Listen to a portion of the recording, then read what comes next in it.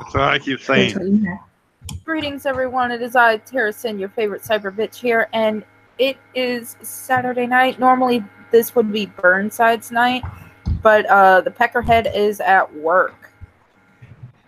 So, I took over. And I have some friends with me tonight, and you may not see it the same as me, but here we go. We have Jeff Goldblum. Hola, ¿cómo estás? We have Miss Steam. Hi, I'm Miss Steam. I have boobs and stuff. We have the National Libertarian. No, you don't. Oh, do we have Porpoise? Did I not throw you in my trunk to bring you here? No, I'm literally just going to sit here and play Call of Duty while you guys stream. We have Sir Fluffy Butt. I'm going to put you in my timeout chair. Promises, promises. And we have the next 6 minutes. I have candy corn tonight, which means it's a good night. You're a sick fucker, man. Sick fucker.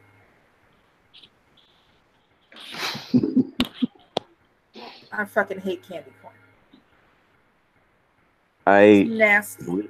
Believe it or not, I have a glazed ham recipe that uses candy corn. Ew. That's fucking gross. It's not bad, actually. Ew. It's one of my original creations. All right, so the title of tonight's stream is Florida Time Isn't Fucked Yet. I got some candy corn for you. We're not talking about your balls, Fluffy Butt. Damn it! What's a candy corn?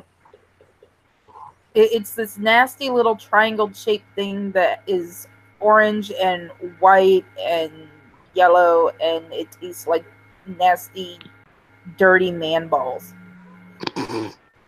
Nasty, dirty. Nasty, dirty man balls. No. This is bad man balls, not the just musky balls. It's like they haven't showered in over a month.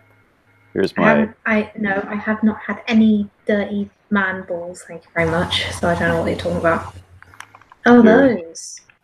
Yes. All right, so okay, we're gonna go ahead and get started with the article that goes with tonight's title, which is Florida's year-round daylight savings time law on hold in Congress. The Sunshine Protection Act that went into effect in Florida in July would make daylight savings time year-round in the state. But so far, the required congressional approval to make it happen has languished in the U.S. Capitol halls. U.S. Senator Marco Rubio has filed not one but two bills to make the change permanent. But now that Washington has failed to act, Florida clocks will fall back in November just as they have for years. Daylight savings time in Florida will end at 2 p.m. on Sunday. Both bills have been referred to Commerce, Science, and Transportation committees, where they have yet to be discussed, but Rubio's office has been hopeful that the bills would gain momentum as the days begin to get shorter. The first of the bills would simply certify Florida's decision to move to a year-round daylight savings time, approved overwhelmingly by lawmakers in March and signed by moron Governor Rick Scott a few days later. And I do mean moron. If Congress approves the change for Florida alone, it would find itself isolated among Atlantic coast states. During the winter, it would be 1 hour ahead of the rest of the Eastern Standard Time Zone, with Prime TV starting an hour later. When the Orlando Magic or Tampa Bay Lightning play on the West Coast, their games would start as late as 11:30 p.m. or midnight in Florida, thanks to what would be a 4-hour time difference. So Rubio's second bill, also somewhat confusingly called the Sunshine Protection Act, would make daylight savings time year-round for the entire country, from Miami to Hawaii. The next step is moving the bill through the Commerce Committee, Rubio spokeswoman Olivia Perez Cubas said on Tuesday. We're hoping that it gains some momentum come November when it starts getting dark early. Depending on which bill is potentially approved, however, it wouldn't be the first time that a state was at odds with the rest of the time zone or daylight savings time in general. Arizona and Hawaii have never moved their clocks ahead 1 hour, and Indiana didn't for decades until 2006. Also, because of the oil crisis in the 1970s, Congress temporarily made daylight savings time year-round from 1973 to 1975. Rubio's office contends that a national permanent daylight savings time would benefit the economy because of the removal of the annual drop in economic activity every year when clocks fall back, as well as the annual distribution of agricultural schedules. Additional daylight at night would also increase physical fitness, citing a Journal of Environmental Psychology study that showed 62% increase in pedestrian activity and 38% increase in cycling activity because daylight is extended. Car crashes involving pedestrians are also reduced, Rubio's office said, citing the American Journal of Public Health and the Journal of Safety Research. 4, that's it. 5, hit 5, let's go. But opponents pointed to the hazards posed by more darkness later in the morning. The Florida PTA urged Scott to veto the state bill, warning that school children would be endangered at bus stops and walking to school in darkness. Teens with little driving experience would also drive to school for more days in the dark than they do now. Bob Eubanks of Leesburg, whose son Jonathan was struck and killed at a bus stop in 1995, said in March that 300 school children have died or been injured at bus stops in Florida since then, an unofficial number not confirmed by the state. So, right now, this bill is on hold. And they seem to think that it's going to do better making Floridians healthier by putting this bill into effect. How would it make somebody healthier? All I have to do is just be healthier. Right? Well, they're trying to say that more people go out in the evenings when, there's more daylight. Well, no, we go, more people head out at night at this time of the year because it's fucking cooler.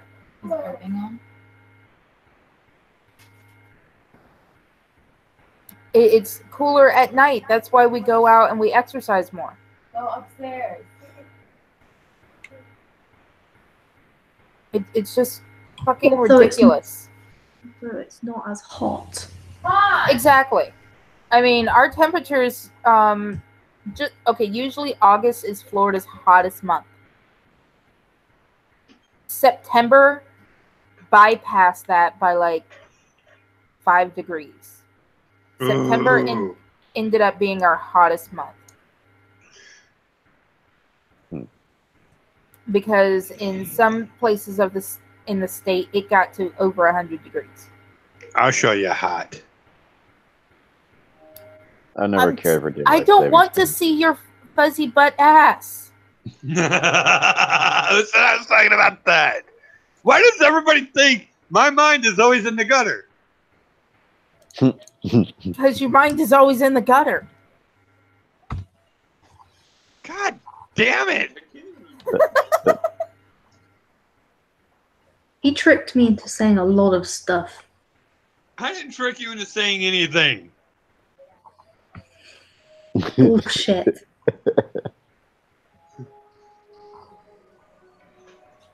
Daylight savings time has never been my favorite thing. I mean, in my opinion, it's stupid to not have it. We'd be fucked up from the rest of the country. Arizona and Hawaii don't fucking count. I like longer evenings. I'm a bit of a night owl anyway. I like longer evenings. But if my pen runs out, I'm gonna be pissed. I just don't want it to be like 2 hours off from Burnside. That would piss me off. Yeah.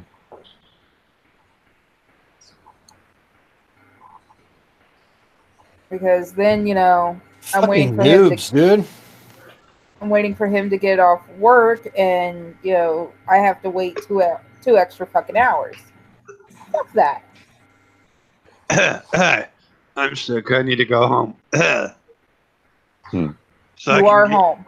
So no. I was pretending to be Burnside. Oh, he won't do that. I got a bad case of the ligama. You know, I called into work one time and said I had a slight case of rigor mortis. In your crotch. Hey, I'm not a slut.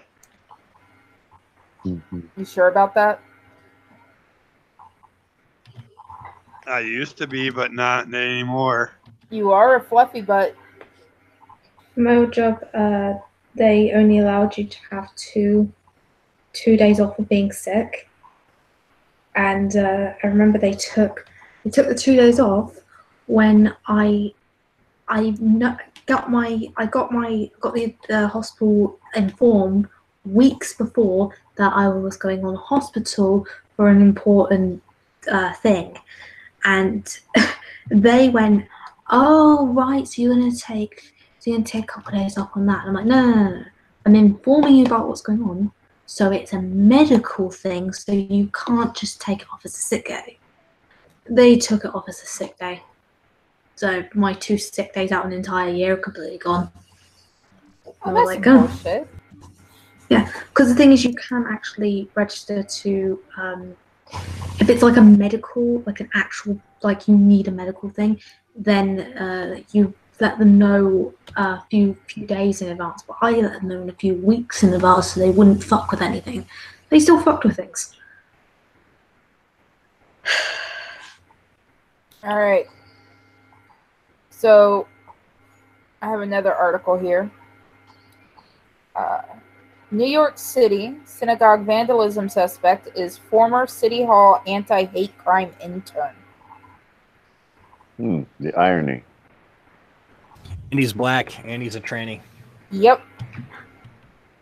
The suspect in a synagogue vandalism act that forced the cancellation of democratic events is reportedly a former City Hall employee who worked on anti-hate crime issues and is a Democratic activist.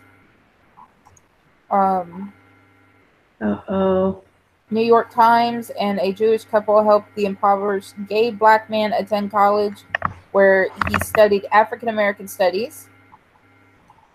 He resented New York liberals as patronizing and railed against Israel and cultural appropriation, according to his Facebook profile.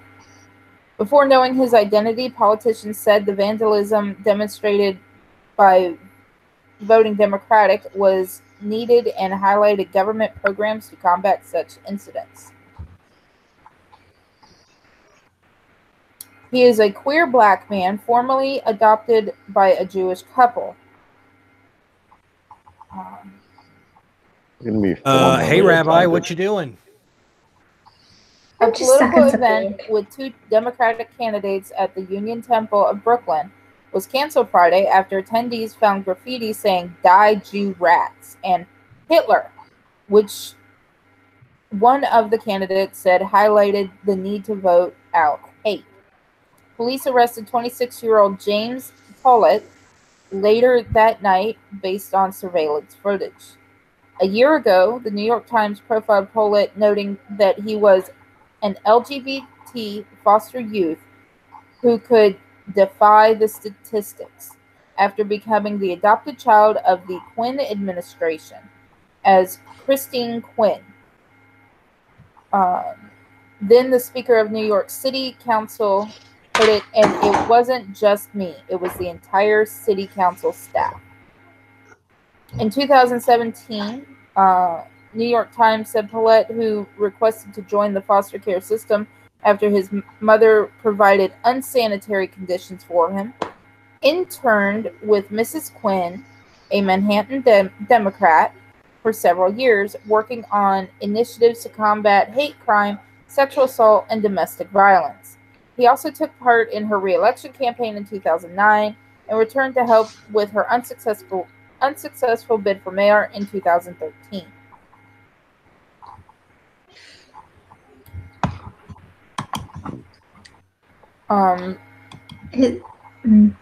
There's a Facebook profile picture where he has set a flag on fire.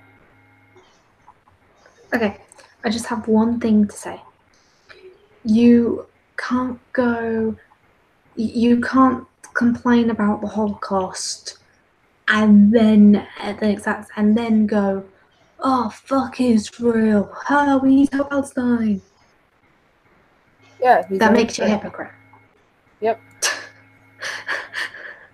His Facebook profile, reviewed by the DCNF, shows that on November 1st, a day before the synagogue vandalism, he posted a dream with eyes wide open. Civil war is here. Nobody gotta die. Mexico, Latin America, Caribbean versus Jew, the N-word, pigs. One person touched me, this whole shit a smoking. At 3:46 a.m. November 1st, Paulette posted a cell phone picture of a burning American flag with the caption, "Sometimes things take a little heat to grow." Police suspect him of setting fires at 7 Shoals and Yavistas in Williamsburg. That same night before the temple vandalism, security footage captured that too. You know, a good criminal cases the joint first and figures out where all the fucking cameras are. Hell, my cousin knew to fucking... My cousin was a fucking idiot, and she knew how to... She knew you fucking paint over the cameras before you steal the place. Mm-hmm. She was a fucking god... She was a moron. She doesn't know what financial turmoil means. The Facebook profiles, pictures, and biographical information reveal that this is the same man in the New York Times profile. Its URL includes James Polite, but he changed his online name to Abraham Ali or Ali. The Times profile said that the New York councilwoman helped Polite go to college. Miss Quinn wrote Mr. Paulette a letter of recommendation to Brandeis University in Waltham, Massachusetts, and followed up with a call to its... Brandeis, thank you. And followed up with a call to its president. Council staff members even drove him there on moving day. "We did everything that was stepping over the line," Mrs. Quinn said, "but I didn't care. He had worked so hard all his life and he needed a break." Mr. Paulette said his experience working with Miss Quinn and on the presidential campaign changed his trajectory. Otherwise, he said, "I probably would not have gone to college."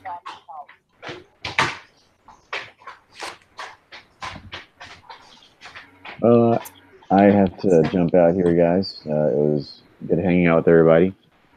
All right. If you can come back, come back. 4 a.m., so. Oh boy, Yeah. I already have 9 dislikes. Thank you. You already have 9 dislikes? Oh my Yep. god, I'm jealous. Oh.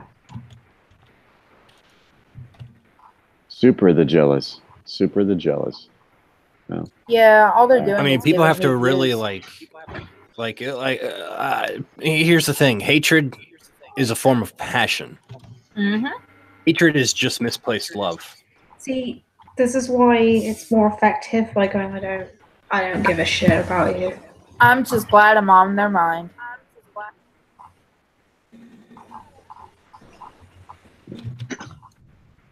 I gotta jump Tell out them to here, get on guys. their knees and suck my Wolfman cock. Oh goodness. On that note, I am Shit. I'm exiting Blind. the building. I'm blind. So you, Red alert. I'll see Did you. you lose See your you some other glasses? time. Oh my god, these people are garbage. just see you guys later. Okay. Bye.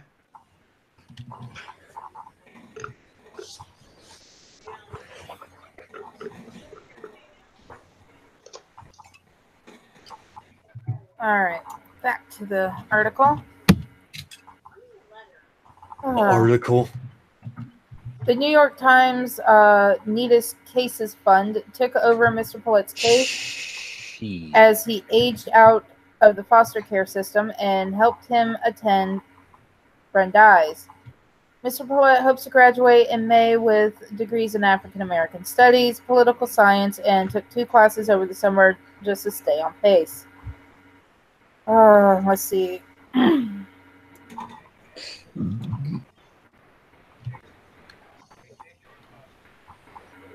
So pretty much this guy went from being, a decent person to being a fucking domestic terrorist, pretty much. That's strange what being adopted by Jews will do to you.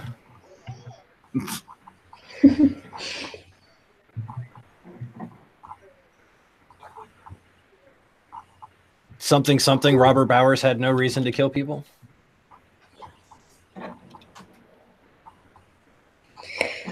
Is it bad I'm not even surprised? Hmm. Is it bad that I'm not even really surprised, like at all? That Jewish people do false flags. Oh my God, Hillary gained weight. That's good. I mean, she's healthy. To be honest, Hillary, according to the Chicago Sun-Times, Hillary Clinton remains the Democrats' best chance to defeat Trump in 2020. Oh, they got a shitty best chance. She beat Donald Trump last time, at least by the popular vote. Can she do it again this time? For real? Hillary Clinton may be gearing up for a 3rd run for the President of the United States, even as 2-time loser. She could be the Democratic Party's best chance for ending the Trump presidency. Wednesday marks the unofficial kickoff of the 2020 presidential contest. Some among the hordes of Democratic aspirants have already started. Senator Cory Booker of New Jersey and Senator Kamala Harris of California have been stumping in Iowa. Bill, I swear. Sorry. Do what? Just want to. Bill, Aww. I swear to God, if you rape any 9-year-olds, I will fucking end you. Last month, Senator Bernie Sanders of Vermont made a 9-state circuit of midterm campaigning from Arizona to Florida. Elizabeth Warren of Massachusetts has been showcasing her DNA test to verify her Native American roots. But if Clinton gets in, it could be all for naught. Rumors of a return engagement have been rumbling for weeks, with Clinton supporters and former aides stirring the pot. Then last week, in an interview, Clinton was asked, "Do you want to run again?" No, she replied to the journalist. Swisher pushed. "Well, I'd like to be president," Clinton said. "Being president," she explained, "is work that I feel very well prepared for, having been in the Senate for 8 years and having been a diplomat in the State Department." Clinton went on into detail of her August resume of governmental service. However, she added she won't think about a possible run until after the elections. That would be Wednesday. Hillary again? Before you run screaming into the night, allow me to note. The voters chose her in 2016, and there's a lot of interest again. A report about Clinton's comments in The Hill, a Washington, D.C. based political website, has been shared more than 62,000 times. Clinton remains the best known and most accomplished potential Democratic candidate in the nation. She and her husband, former President Bill Clinton, bring immense star power. There is a greater determination than ever across the nation to elect the first woman president thanks to Donald Trump and the Me Too movement. And millions of voters, not just diehard Democrats, believe they were robbed in 2016. They crave payback. A Trump-Clinton rematch would be the riveting political story of the century. Clinton's entry into the race would surely scramble the field of presidential candidates. Sanders, Clinton's 2016 competitor, is getting old fast. And if the Sanders revolution wouldn't take out Clinton for it's the way it's written. Couldn't take out Clinton for 2 years, and it's spelled for F-O-U-R. No! Oh. 2 years ago, what's different now? Clinton is playing coy, but we'll know more soon. On November 18th, Bill and Hillary Clinton will launch a nationwide tour of 13 cities, kicking off in Las Vegas. The show, dubbed An Evening with President Bill Clinton and former Secretary of State Hillary Rodham Clinton, has been organized by Live Nation. From the American presidency to the halls of the Senate and State Department to one of the United States' most controversial and unpredictable presidential elections, they provide a unique perspective on the past and remarkable insight into where we go from here, the show's website declares. Bring some long green. Ticket prices will range from $750 to $72 per person. If the Clintons pack them in, consider that a valuable gauge of Hillary's viability. See, if they're going to go with the argument with, well, Bernie's old, then we can use the argument, oh, well, Hillary's old. Just saying. Or well, more people are rallying for her than ever. Really? Because I saw statistics that more people are going right-wing these days. Because they're like, well, we have two shitty options, we'll go with the less shitty option. Irving, are you still alive?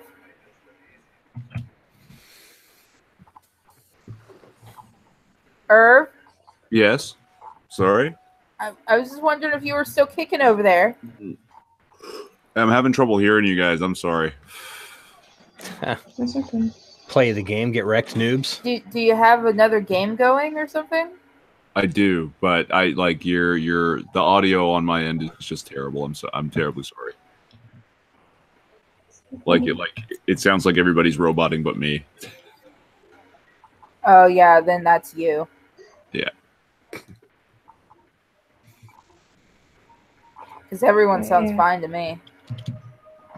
Everyone sounds fine to me. There's been a study that there's actually been an increase. There's actually been an increase on the Republican side, not a decrease. And people going, well, there's more people supporting for Hillary than ever. Yes, because most of those people have turned 18 years old today. Yep. That's probably Woman why. earns £100,000 a year by selling her smelly socks. I believe it. People want to be. Roxy Sykes, 33, realized she could break into the foot fetish industry after someone complimented her on the beauty of her feet.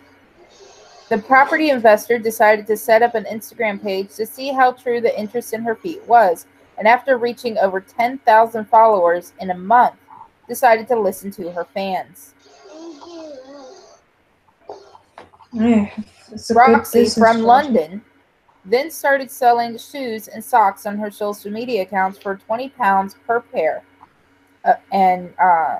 per pair of socks, and £200 for shoes. Having been in the business for 4 years now, Roxy claims she can earn up to £80,000 in a busy month. After being told by a colleague that I had beautiful feet, I was convinced to set up a social media account to show them off. But it wasn't until I started getting thousands of followers messaging me about selling used items that I realized I could profit from it. I didn't show my face or anything at first, so I knew people were just interested in me for my feet. So it didn't feel too personal. But when I started selling, I just got a real buzz from it and realized just how much I could make from selling shoes and socks from time to time. I realized how much money I could truly make on my busiest month, where I saw over 80,000 pounds of income just for videos, socks, and shoes. Now I can never see myself stopping this. However old I get, my feet will always be able to make money. No, they won't. Actually, there is a market for people who are into elderly feet as well. That's disgusting. Yeah, it's gross. You know what else is disgusting? Yes. Tell me. No, I'm. That was an inquisitive yes. I have a. I was asking a question. Oh. I have a hatred towards feet, but if it. Me too. But like. Why don't you pronounce it hatred? But I think that's a joke maybe only me and you get.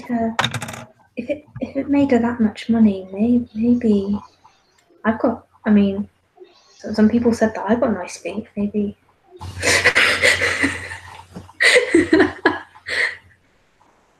Thousands upon thousands of dollars. Okay. After initially starting up, what does it cost you?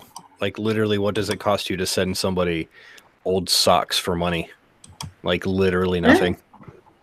Yeah, sure. I guess. I know someone that used to sell her panties online. Like, and she would literally go to Walmart and buy the cheapest panties and take them out of the bag and put them in an envelope and mail them to people, and they would send her money. That's great. After initially starting up her side project as a social media account, Roxy knew she had to progress further if she wanted to keep up with the competition. Oh my God. Posting photos and videos of my feet was well and good, but people always wanted more and wanted to physically own something to do with my feet. Oh my God, I'm looking at a pair of nasty fucking socks. I would be in business meetings, taking photos of my feet under the table and getting an influx of messages by the hour asking if they could buy anything. So I moved my business into different websites just as well and just started social media and suddenly started making 2,000 pounds a week just from one website. Pairs of shoes that I would wear for 2 months would sell for 200 pounds, and a pair of socks that I wore for a day would sell for $20. Sniff? I am rethinking all of my life choices at this moment. You should. I have to go. It's late. Video. Okay, good night. Okay, good night. Irving?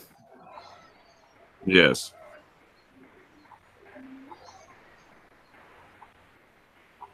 Did he already pop off? Yep. Yeah. At least it looks that way. Then a single video of even me just wiggling my toes will make 100 pounds. So I was really raking in a lot of money. Despite the industry sometimes being frowned upon and retaining a lot of stigma, Roxy claims that she loves the buzz she gets from the fetish industry. She said, I really do like what I do, and I think it's because I really got...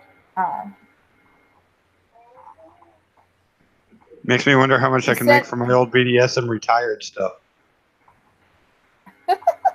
desensitized from it and saw it was work. I have never had any trouble getting into relationships because of what I do. And my friends and family are on board with what I do. I highly doubt that. It's great to be able to get home from a normal working day to know I have extra money from a photo of my feet. I know it's something I will never stop doing. The money is so good and it's so easy. There's no reason I would. Alongside getting her own business, Roxy has helped to mentor fellow fetish models. I've started to train different models how to get into the fetish industry and make money like I am. It's great to be able to help others and teach people my apparent talent so that they can follow what I do. It's also amazing to see people's confidence grow when they make these videos and start to earn money from something like a pair of socks. Working as a team together also helps to beat the stigma and make the industry less frowned upon. It's disgusting. It's fucking gross.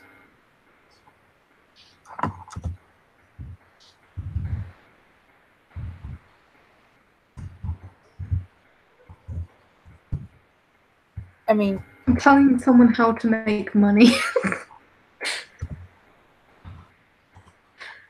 aw, Irving fell out too. Oh.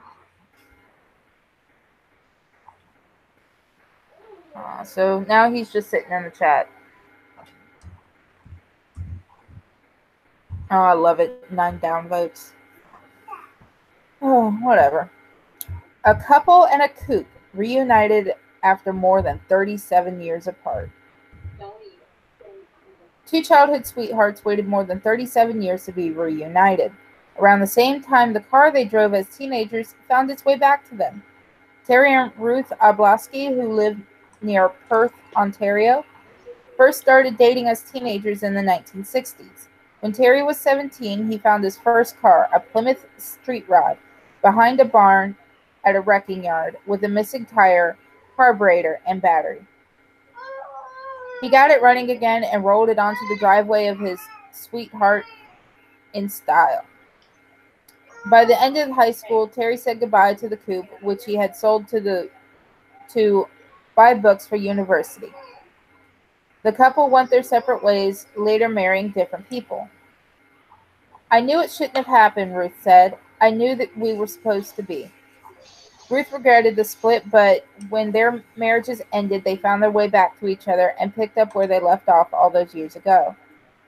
Life restarted in peace and harmony, and then Terry's brother called to tell him his old car from school was for sale. Terry restores classic cars and was given 7 vintage vehicles, new lease on life. When he found out about his old car, Ruth said, "Get your checkbook. You can't beat those 50s and 60s early models, particularly if you're interested in high performance." The old coupe showed signs of time and neglect, but Terry breathed new life into it. And after spending around 3,000 hours restoring the vintage auto, it now wins show prizes and turns heads at cruise nights, as well as bringing back fond memories for the pair. It was just amazing, and everybody else loved it too, Ruth said. Everybody loves their high school memories. No, the fuck I don't. And a report from CTV, Ottawa's Joel Heslem, there's a video about this too.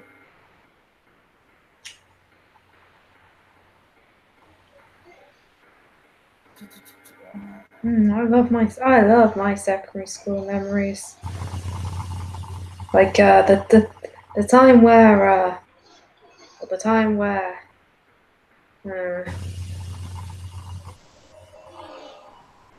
they're all bad.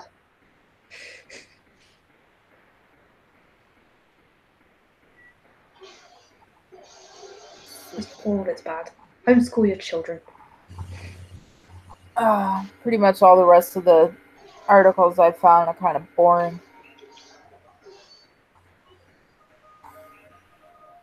So what you doing, Fluffy Butt?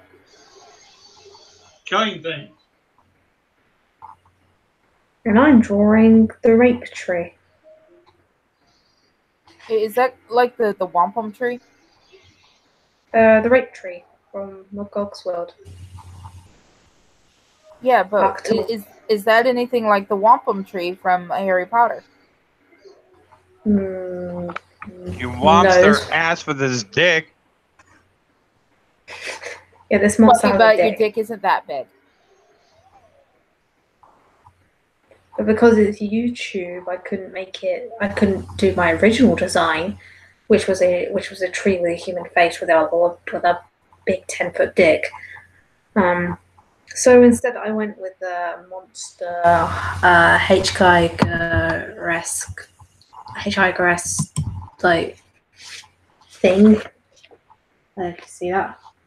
So the dick isn't so clear, but it's still there. Give me a second. And now I'll present you. There we go. So yeah, the dick's still there. This is it's a rough design though. I barely scratched the surface really. Looks good though. Oh, thank you. But yeah, it's, I couldn't make the dick too obvious, so I was like, just morph it into the legs. If I made the dick too obvious, then they get taken down.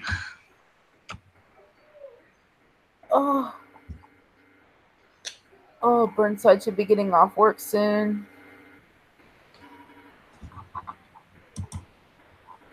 Send him a text so he sees it.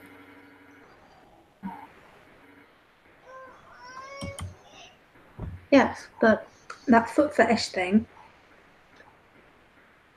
Wolfie, I have a business idea.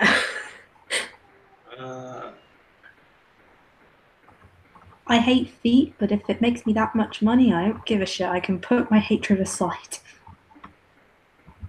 I have no pride. As long as people don't play with my foot, I don't care. Yeah.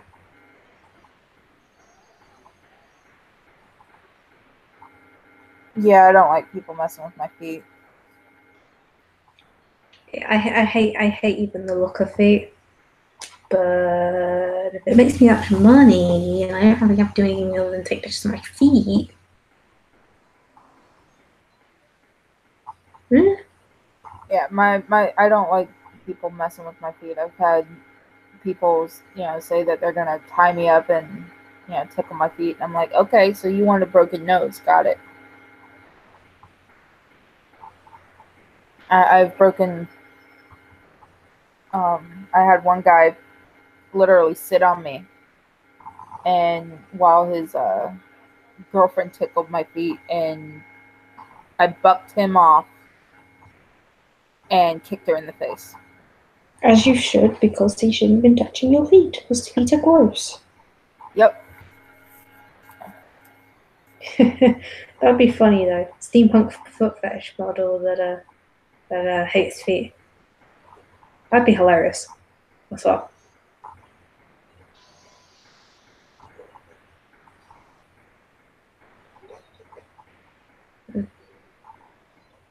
Oh. Yeah. So what'd you do today, Miss Steam? I went food shopping and slept most of the day because I have trouble sleeping, and now I'm downstairs talking to you people and looking after a dog. What about you, Wolfie? I worked all day. And he complained about it too. I did not. Yeah, you did. Ooh, someone's calling Fluffy but a liar. Okay, maybe just a smidgy. Liar, liar, pants on fire. Wait, your entire ass would be on fire since you are a fluffy butt. Get in my chair. Make me. Okay.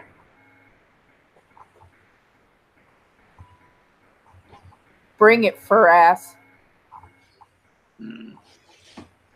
Come on, I'm waiting. Bring it.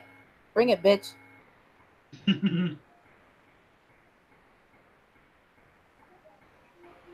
You realize that I would not end up in that chair, right?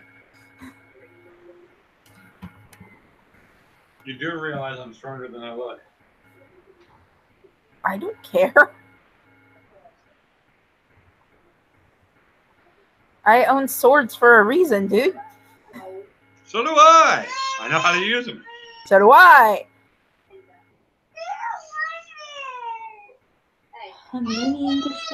So what? We'd end up doing a sword fight all the way up to fucking...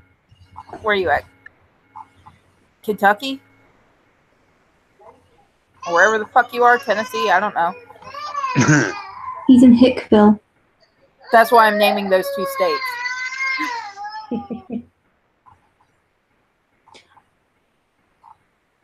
I know. I see everything north of America as normal, and everything South America is stereotypical redneck state. Like I know it's not. I know it's not, but if I'm going with stereotypes, that's exactly.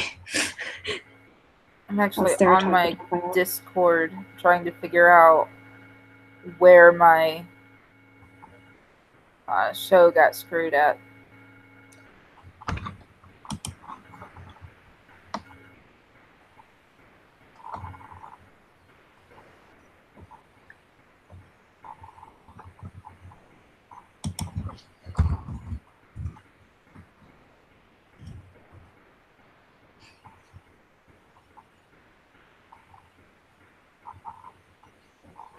Oh, let's see. Still trying to get the people from Clownfish TV on here. I really want to stream with Geeky Sparkles. Pretty weird, you know. YouTube hates comedic art, but as soon as it's like a serious artwork, they don't mind nudity. But if it's like comedic art, then they go, "Oh, that's terrible." It's like, huh? I don't understand it. It's almost like there's a bias. Why'd you only get one then?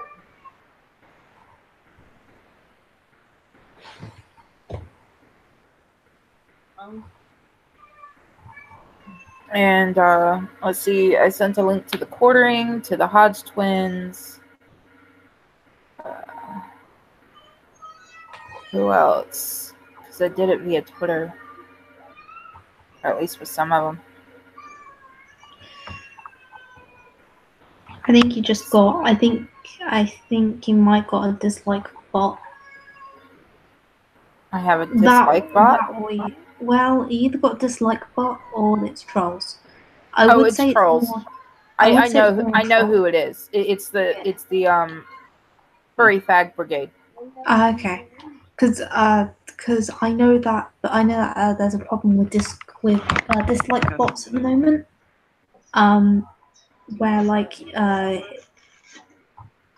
Where someone.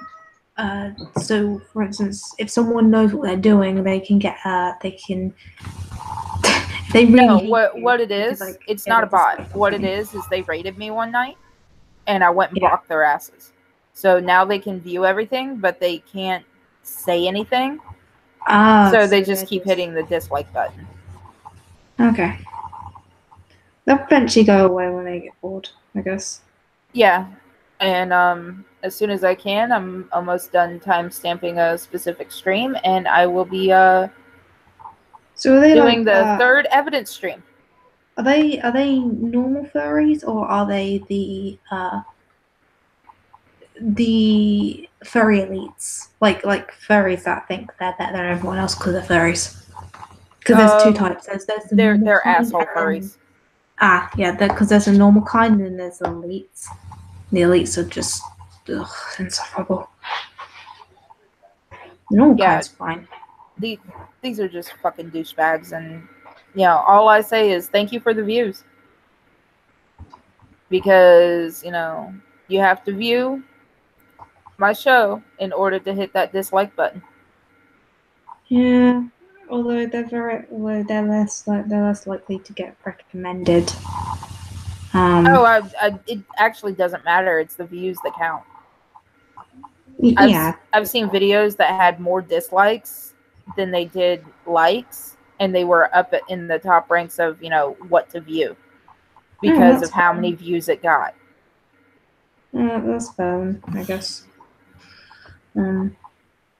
Yeah, no, like my brother, he was a furry, and he always went on about furry elitists and how they think they're better than everyone else because they're furries, and they keep like you see all the horrible stuff that furries do. They're actually the elitists, the ones who actually are the ones who are normal. Usually don't really draw much attention to themselves. They just like dressing up as furries, and that's it. It's the furry elitists that gives them a bad name. And to be honest, yeah, I can see I was that. at Walmart today, and I had already seen some fursuits, like the No Drama Llama fursuit. It's a onesie. Yeah. And I admit, at home, I have a Jack Skellington one waiting for Christmas. But it's fucking Jack Skellington.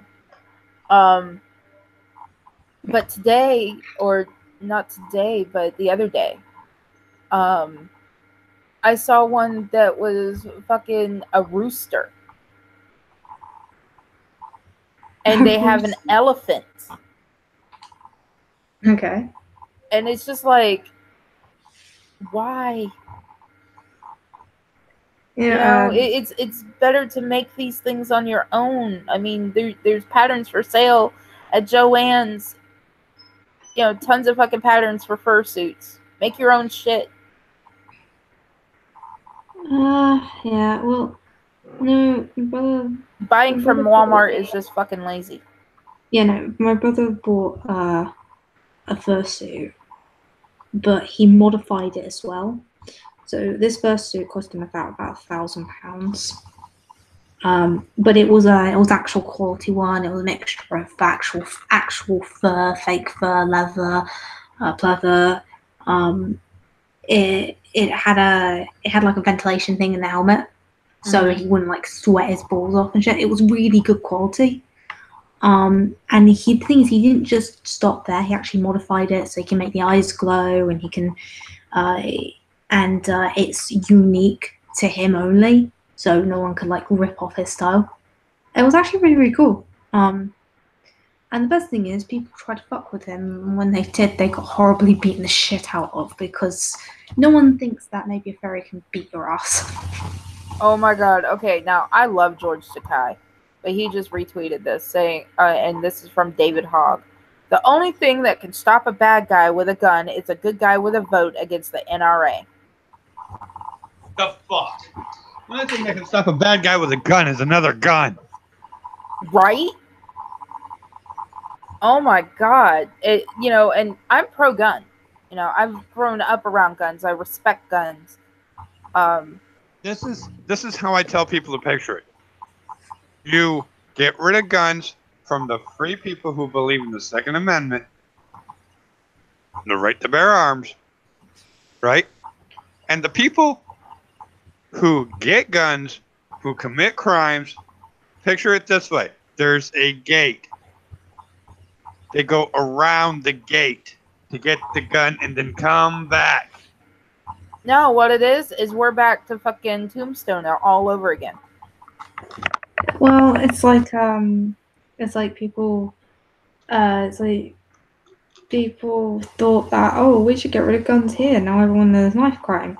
Now people are like, oh yeah, we should put harder laws on knife crime. And it's like, okay, well, people are going to battery acid. Battery acid technically isn't illegal because we actually do need to use a battery acid. And now there's a law about you can't like throw battery acid, and you need IDs in order to get battery acid and all that stuff. And that doesn't matter because the people who use battery acid usually have IDs in order to purchase battery acid, and normally don't give a shit. It's like people, and I really hate when people go like, "Well, look at England, they're doing fine." No, I'm not.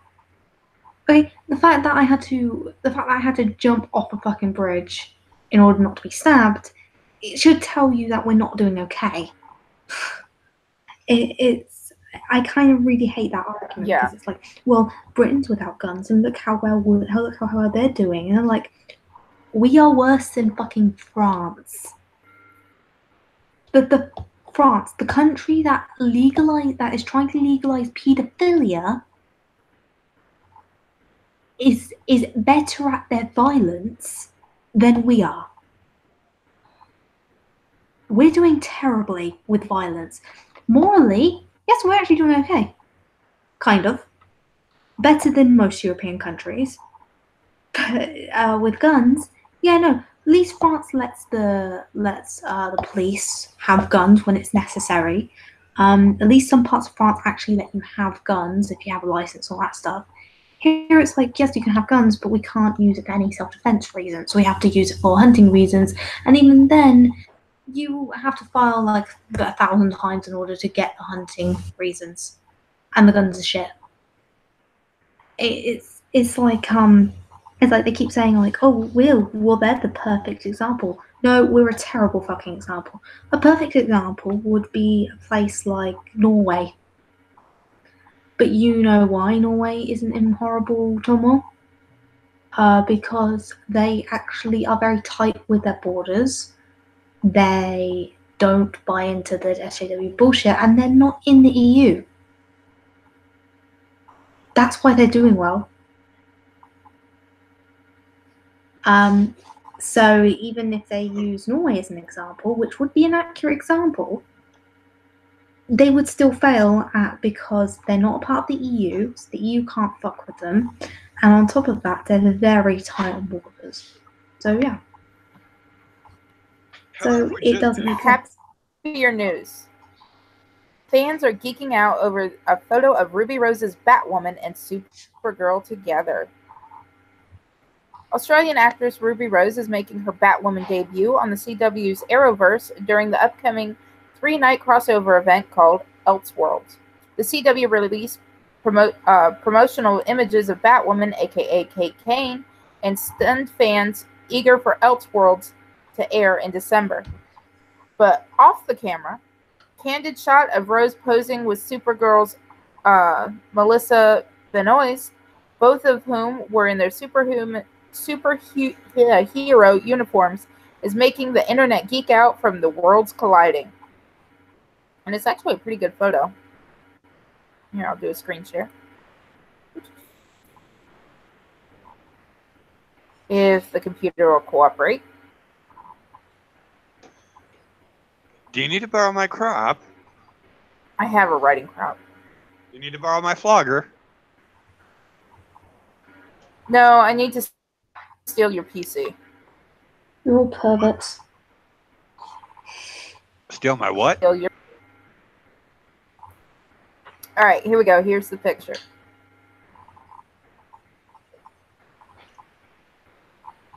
Ruby Rose looks good as Batwoman. Ooh. Hey, this is Batman. I drove my Batmobile in her Batcave.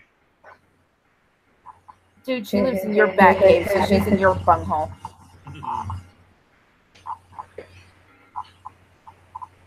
People were here for the 2 different DC superheroes posing for a picture together.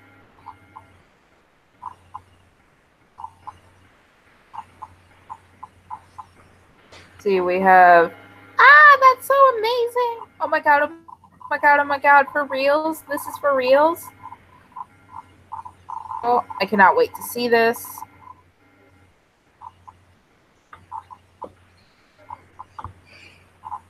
Kate Kane will have the honor of being the first lesbian live-action superhero heading a network television show with her own series, premieres in 2019. While the CW has several LGBT actors in the DC lineup, none is the title character of a show. Wasn't Wonder Woman bisexual?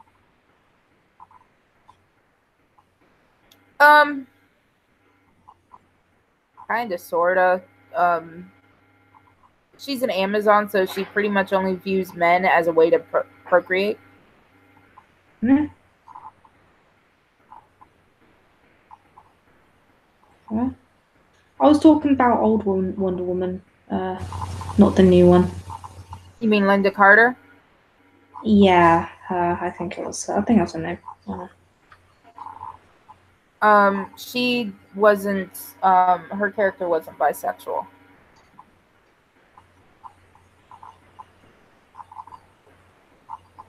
All right. So, according to TV Line, the CW described her character as an out lesbian and trained street fighter primed to snuff out Gotham City's criminal resurgence. But don't call her a hero yet. In a city desperate for a savior, Kate must overcome her own demons before embracing the call to Gotham's symbol of hope. According to Deadline, the Batwoman character of Kate Kane was already established as an out lesbian trailblazer in the comics, as well as in the cartoons. Her character was reintroduced in 2006 as a Jewish lesbian and became the first ever lesbian DC comic book superhero.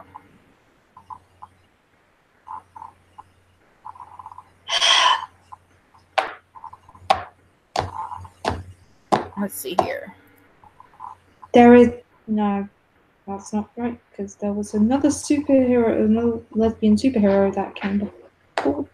And this is the comparison of Batwoman the cartoon as compared to Batwoman with Ruby Rose, and it's a damn good likeness.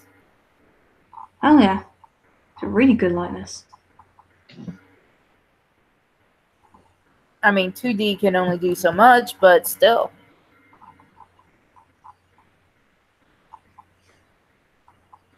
The Arrowverse already has an LGBTQ representation, including Arrow's Curtis Holt, who is gay, The Flash's Captain Singh, who is gay, Legend Sarah Lance, she's bisexual, mostly lesbian though, and Supergirl's Alex Danvers, she's a lesbian.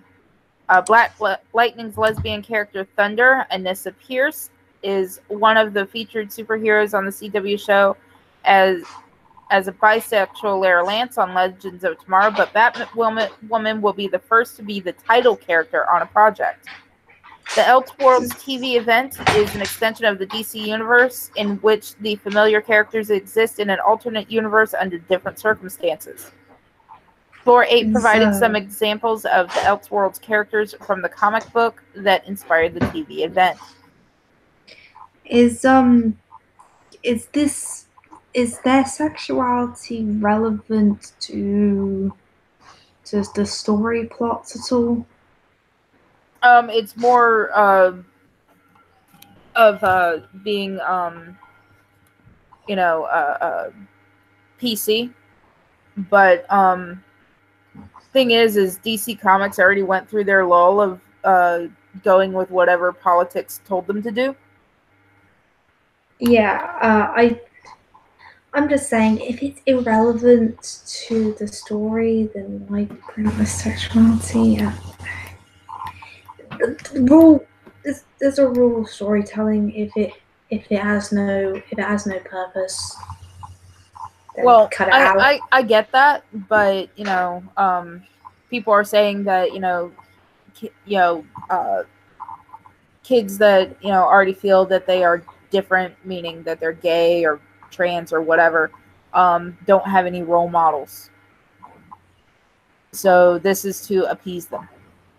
But they do have fine. Do have role models. It's just they fucking look for them. Famous examples include Gotham by Gaslight, which saw an 1800s Batman take on Jack the Ripper, and Red Sun, which showed what would have happened if Superman landed in the Soviet Union instead of Kansas. Elseworlds world premieres on Sunday, December 9th, 2018, with The Flash at 8 p.m. It will continue the following night with Arrow at 8 and conclude on Tuesday, 8 p.m. with Supergirl. A Batwoman spin-off series is already in the works for 2019 and will premiere with Rose as the titular hero. Acknowledging her casting in the role as a game changer, she told Jimmy Fallon during an appearance on August's show, "Growing up watching TV, I never saw somebody that I identified with, let alone a superhero."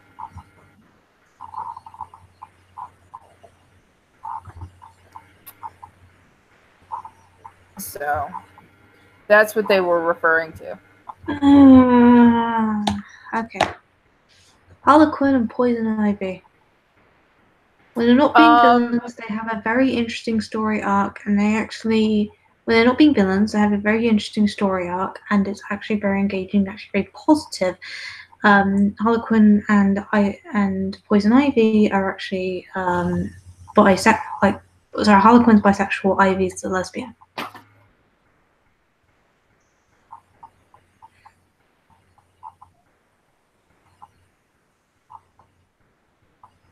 I'm just saying, like, it's fine to have role models and stuff, but saying, like, oh, there was no characters that were LGBT before Well, see, this, it's like, that's a straight up lie. Because if you look at the DC universe, they've always been LGBT positive. yes, Except they from have. probably the 1960s. But when it came to television at that time, they weren't allowed to show that dynamic between Poison Ivy and Harley. Right, but the thing is, they can do that now, but they're not doing it still. Well, that's because Which the old Batman series, which, you know, is what spurred it all, is no longer airing. So there's been thousands of fucking reboots already. Just make a reboot of, I don't know, make a reboot of the. Well, I personally, I get tired of watching cartoons. They give me headaches. But the live action, I'm all for. Yeah, I'm not talking about the cartoon. I'm talking about an actual live action movie, because that would actually have a purpose and would actually be LGBT positive and would actually be positive with the audience. That'd be very interesting. And the things are, the audience is very edgy as well. A lot of them are edgy teenagers. They would want to see a lesbian relationship between Harlequin and Poison Ivy, because that would actually serve a purpose in the story. It would actually serve a purpose, sort of thing. I got the video camera. And it wouldn't actually be all patronizing, or, you know, it would basically make a lot of sense than just going, hey guys, you know Batwoman? Yeah, she's a lesbian. Does that have anything to do with the story? No. I'm just saying, if it, like, one of the most basic rules in storytelling is, if it doesn't serve the purpose to your story, then cut it out. That's all I'm saying. Well, I think it actually does serve a purpose to her actual storyline. Okay, well, that's good then. I unfortunately have never really read anything into Batwoman. I just recently watched the Batman movie where Batman was kidnapped by Talia al Ghul and brainwashed, where it has Batwing, Nightwing, Robin, which is actually Talia's and Bruce's son, and it had Batwoman. And in the cartoon, she was hitting on a cop. Well, that's good then, because the thing is I'm worried they're going to do what they've done with their other movies, where they go, hey, you know this character? They're a lesbian. It's like, okay, let's make anything to serve anything to the story. No, because DC and Marvel has done that in the past, and I'm just like going, if they do this again, well, I'm gonna be right pissed. now Marvel is taking already established characters and turning them in. Oh my god, have you heard what they're doing to Captain Marvel? No, I don't really follow that much into the DC universe. Oh my god, they took her from being a buxom pinup model blonde to being bulky, and this is only for lack of a better word, and you know, I'm actually recorded on a little bastard's interview with me, as you know, being rude about it, but when I was actually very polite. She's very dykish. They gave her like a crew cut haircut and took away her tits, and you know, made her very mannish.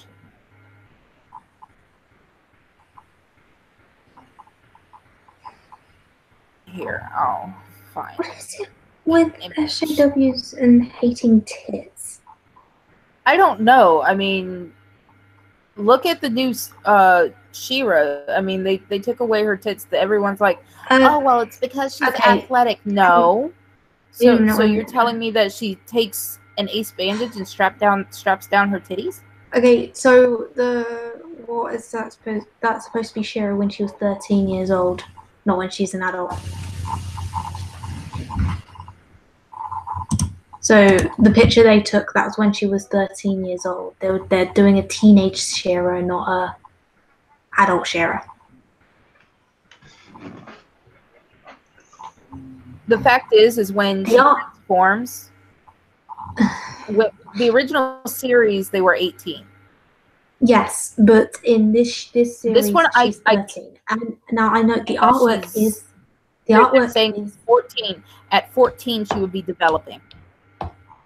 yes, she would be developing, but the thing is that this is one, the art isn't that great, to be honest. Like the No, art it's isn't that like great. something from fucking Steven Universe. Yeah, the artwork isn't that great, sort of thing. But I don't blame the animators too much because I can kind of see where the controversy would lie.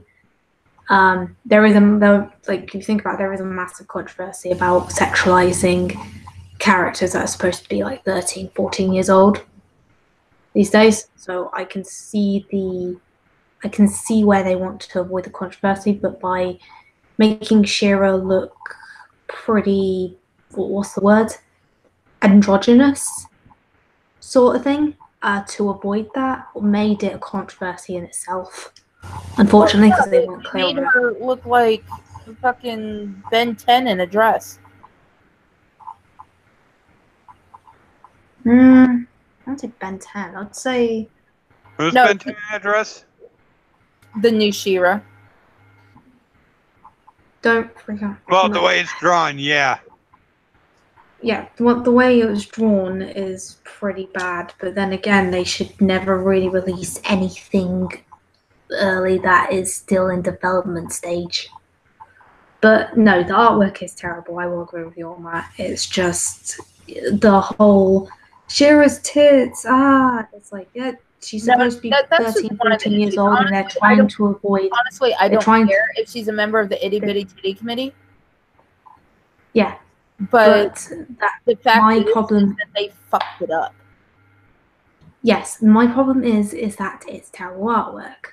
But everyone else's problem seems to be that She-Ra doesn't seem to look like a sexy woman anymore, which is kind of annoying because She-Ra's supposed to be 13, 14 years old instead of like, what was it, 18? 18 years old. And they're trying to avoid in a Christmas they're trying episode. and they're trying to avoid over sexualizing children because apparently it's a controversy at the moment that a lot of shows are sexualizing kids. So Netflix are trying to avoid that controversy, but they've accidentally made another controversy on top of it. Well, my main issue, and I stick with this, is the fact that I'm cool with LGBT being showrunners, but the fact that Noelle Stevenson has gone and turned this shit sideways.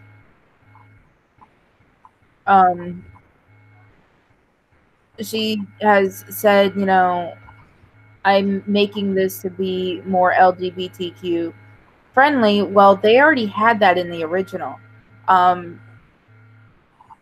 Castaneda and the chick that did Tornadoes, I can't remember what the fuck her name is. I think it's Spinnerella. They were actually a lesbian couple. Okay. So it's she tried to say that the show wasn't, LGBTQ friendly in the 80s, and it was. That show was about not putting people down, period, for whoever they are. Yes, well, I'm talking about the artwork. I'm not really talking about. Well, no, American Netflix is SJW. That's already understandable. If it was made in a different country, it probably wouldn't have the SJW things in it. Probably not. Like for instance, Netflix, Japanese Netflix You look at anything the Japanese made that's Netflix edition. There's not a single trace in SJW thing. Actually, most of it's conservative. But if you look at American Netflix, yeah, no, it's fucking SJW.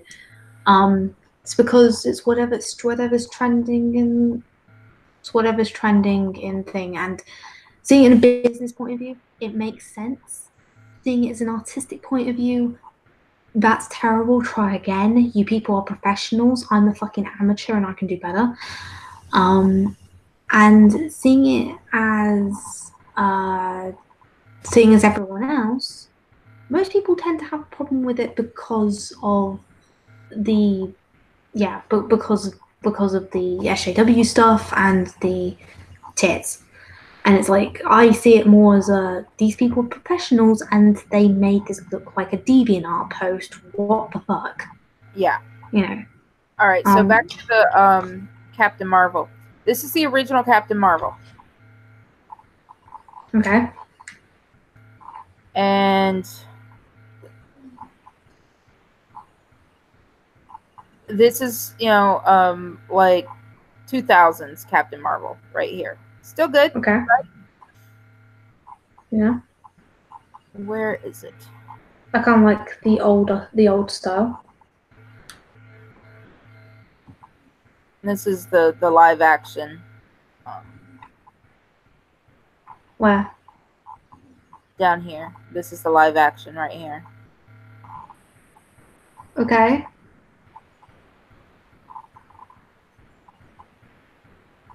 This is one of the other images. I think someone else drew this. They gave her a chest, but the one that I saw, which was actually by DC Comics.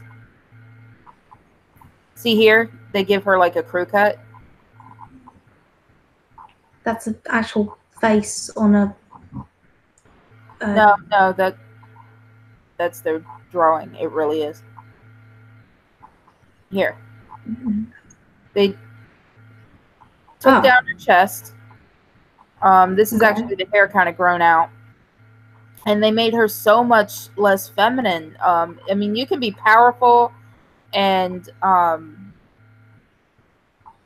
but she still has. Okay, but she's not androgynous. She still looks like a woman. Well, that's why I didn't say androgynous. My lack of a better term was dykish. Dykish. You know, like butch. Yeah, I understand. That's a and I've met plenty of butch women that could pull this off. Yeah, I can see why people have a problem with that, but I don't know. It's decent artwork. No, my thing is that they're taking it from her, being who she's been for over 50 years to hardly having anything anymore. I mean, one of the things everyone loved about her was having, the long hair, and I get it. Modern day, you want to cut the hair off. I get it. But in the old comics, she was straight, and they're turning her to bi, and it's just like, leave characters alone. If you want characters to be the way you want them, go and create a new one. Yeah, no, they shouldn't if it's relevant to the story, then if it's relevant to the story to make her straight, it's because of LGBTQ people, and not all LGBTQ are the same in doing this, pushing their politics and propaganda into comics. Yeah, I know. I'm just saying I don't see anything particularly wrong with that art style too much. All I have criticism I have is probably art style. No, the only criticism I have is probably the boobs look a bit weird. Yeah. And then I explain it, they just look a little weird. Maybe just, I don't know, make them more this boobish. Is the live action character. The chick that's playing the live action. Oh, she looks nice. And see, I get it. This is armor. I completely get that. Now, the only criticism I have is probably the artwork on the boobs. They look a little weird, but other than that, I don't really have too much problem. I mean, if her being straight, Somebody is say crucial, boobs.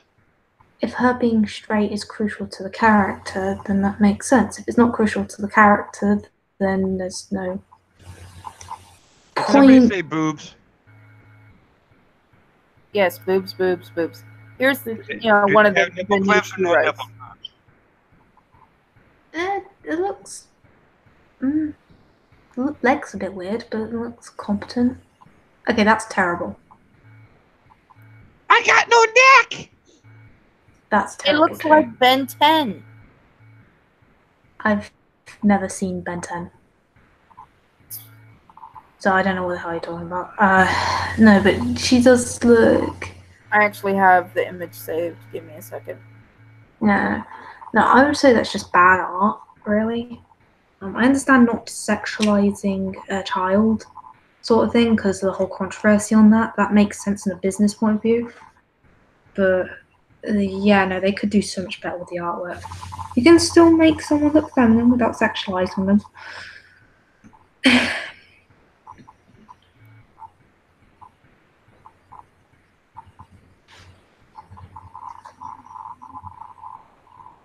Where is it? The memes? Check the memes. Do I still just have it under screenshots? So I'm saying that art is terrible. Well, my fucking rape tree is just looking like a deviant art post.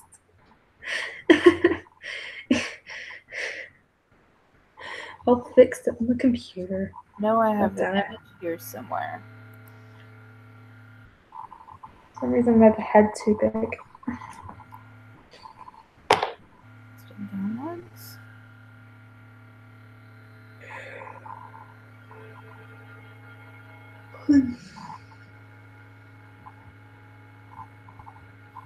That's okay. Well, I'll go back to the website.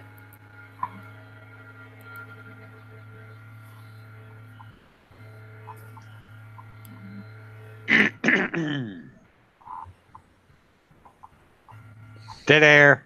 Here we go. Yeah. Get on your knees. No, fuck you. I can't see it. Where'd it go? Here we go. Here it is. Oh, that is it. Oh, right. Yeah. Okay. All Yeah, right. I've seen it. Finally Okay. got your new part for in a hot new show. Thank you. It's been difficult finding work as an adult. This will be your new costume. Try it on now. Do you want the job or not? Are you sure this isn't a girl's costume? So, yeah. Now you see why I said it looks like Ben 10 in a dress. Could have been done by the same artist. Yeah, that's probably true. It could have been done by Sam. What artist was it, by the way? Like, who did Ben 10 and who did She-Ra? This She-Ra is being done by Noelle Stevenson. That name sounds familiar. I'm not defending this thing because I don't really want to see it. It looks pretty bad, to be honest. But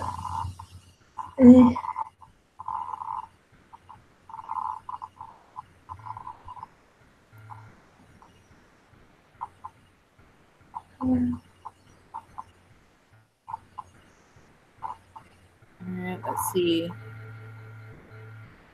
Ben 10, created by Man of Action Studios, Duncan Rouleau, Joe Casey, Joe Kelly, and Stephen T. Siegel. okay. Oh, I did see their damn, what was that thing called? One where it's like nanobots that can turn your body into like armor and shit. But every time you use them, you get you get really closer to death, or you get horribly permanently disfigured. It was a great show. I think it was made by those guys. I watched that show. That was good. A bit repetitious though.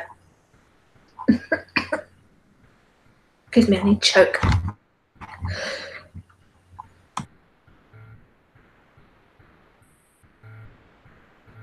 Let's see.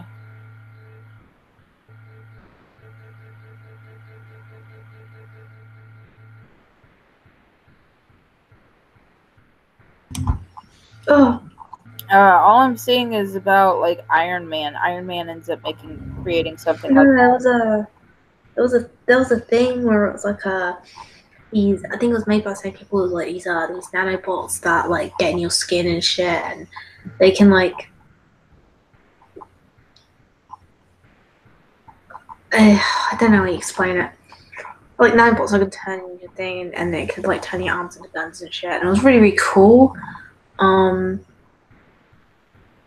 And I think it was made by the same people. It was a really good show.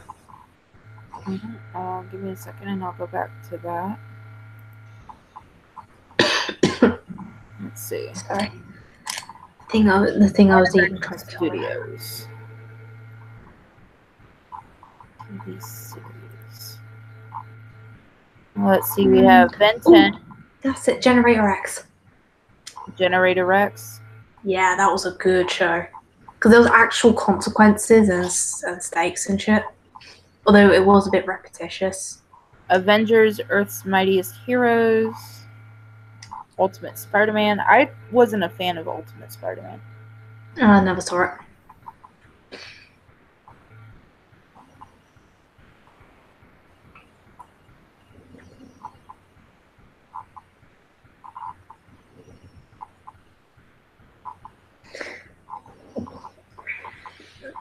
Yeah, no, Shiva doesn't look too terrible when you know the context of it, but it's like, guys, you're professionals. You're not a stupid amateur like me.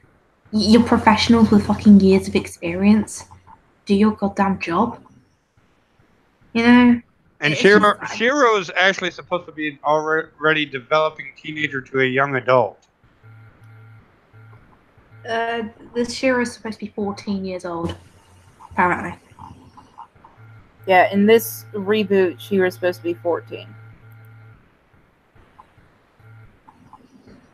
I mean, when I was 14, I was flat-chested, so I don't see too much of a problem with her flat-chested. But the thing is that there is a way. There's actually a way to make. I think RoboBuddy said it best when like you don't have to make a character androgynous to look like a child. You can make them look like.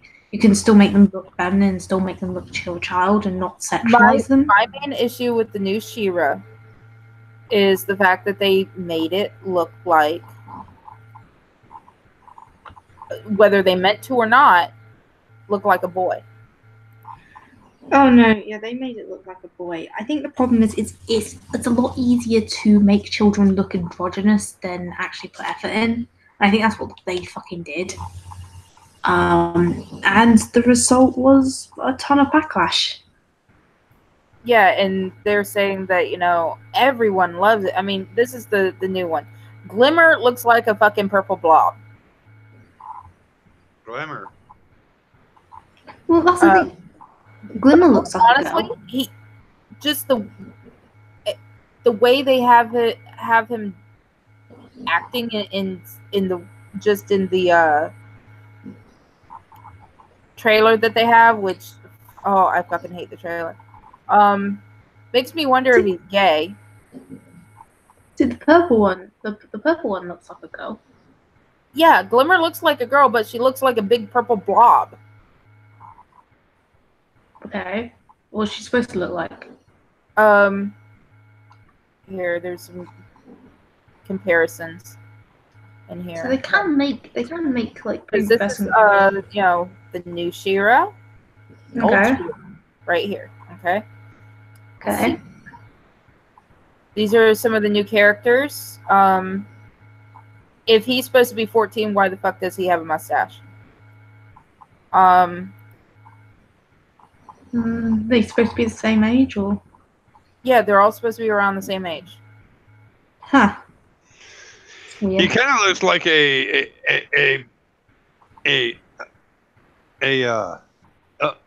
SJW version of Man at Arms. Mm-mm. That's the pirate She-Ra has a love affair with. This right here is the original bow. Mm-hmm. This is the new bow. Okay. Hey, that's He-Man and She-Ra. Yeah. Let's see here. I'm guessing they have to, like, they didn't have to change.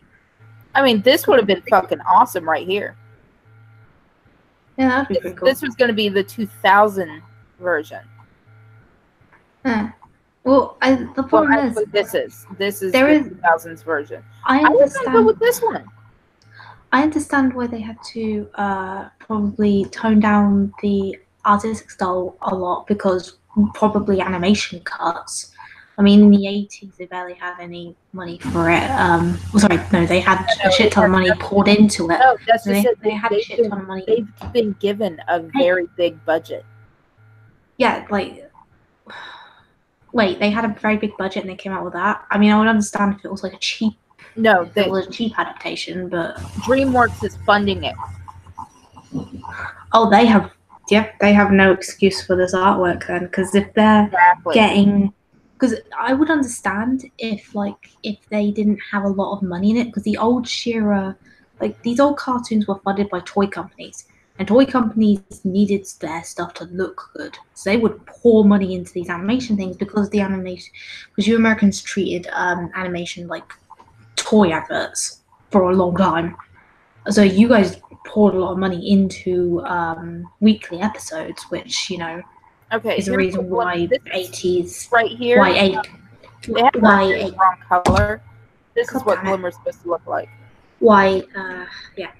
this is why 80s always looks a little rushed or a little bit, or like their mouths just move and they don't actually move that much, if you think about it. Because they had to do it weekly or even monthly, to get all these episodes out. And on top of that, they would be poured in money, while smaller companies would, barely have any, would have to cut down a lot of animation and all that stuff in order to stay within the costs. But if they're getting loads and loads of money poured in, they have no excuse. Here we go. There's a comparison of Glimmers. Still doing She-Ra, I see. I assume they've course. continued to communize the shit out of it. Oh yeah. Great, Good to see everyone's you, an animation everybody. expert. Good to see it, Tara. From the looks of it, I assume that they've done everything short except put the Soviet anthem in there. Or the, I'm sorry, the very progressive liberal, anti-authoritarian speech, or whatever the hell they call it now. God I damn it. mean, Hey, there is a way they could have kept the animation style and still made it look like them, yeah. but younger, but- because of they course. obviously wanted But look at a this. They teenage turned thing. Catra. Now, mind you, Catra is not, a half animal thing. The mask is what transforms her into a panther. Yeah, I know.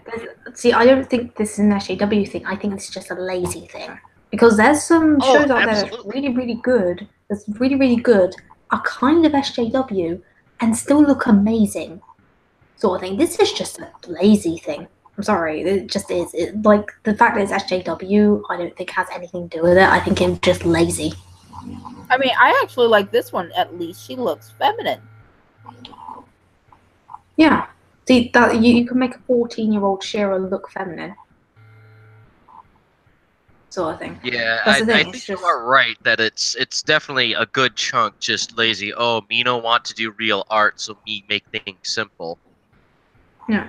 Because I mean, I'll be honest, doing old school animation where you've got all that nice muscle detail in that, yeah, that is difficult. But if you completely cut the whole lot of that out and go with that very simple look they're going, people are gonna definitely think you're some type of communist or some type of social justice the warrior thing because is, you it's can make it the problem is it's understandable for animation companies to simplify things because it's easier to animate that way. People, Yes, that is true. and that actually makes sense. But the thing is, there's also a way where you can make them stylistically pleasing and still have a simplistic design. Again, a person who is actually not an SJW, but very, very left leaning, actually explained this that, like, no, explain this that there is a way that you can make something simplistic and still look good. Like, for instance, Wander Over Yonder. That's actually some simplistic animation. But if you look, it's stylistically pleasing and it's actually great animation.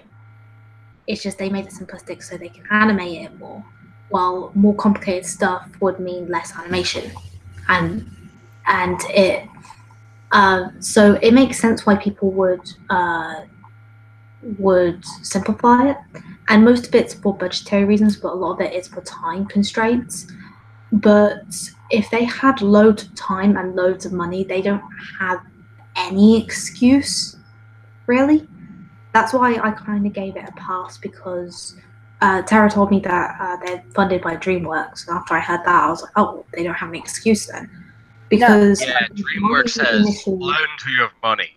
Because my initial thought was, oh, they didn't really have the budget to make it look, No. that great. The thing is, they decided didn't. to go 2D when they have the ability to actually go 3D, because DreamWorks, fuck. I'd probably end up naming movies that are Pixar, but Toy Story, wasn't that DreamWorks originally? It originally was, yes, it was DreamWorks, and then Pixar picked it up later on.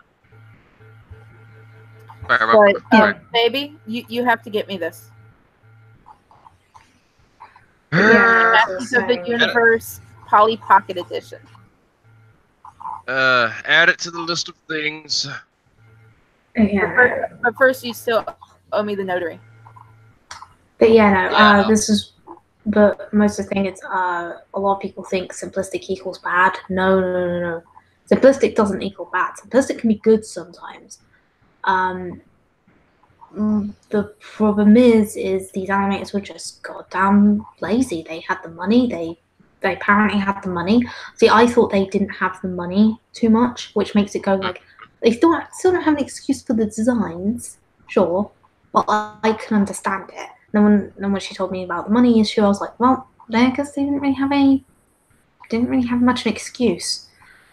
And you're also getting the Mattel She-Ra Barbie.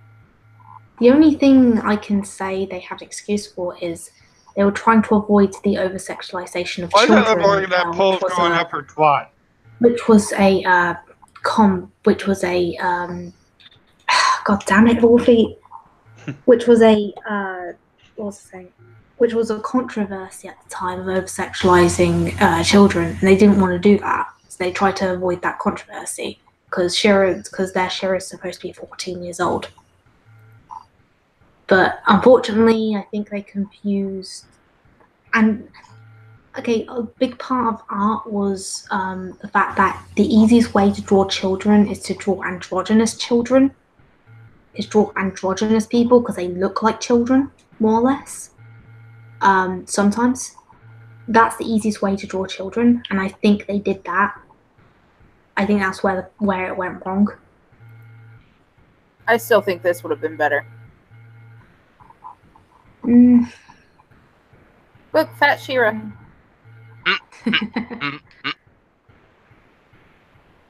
Hell, this is better art. Yeah, that would actually be okay. If they wanted a 14-year-old She-Ra, they should have done something like that.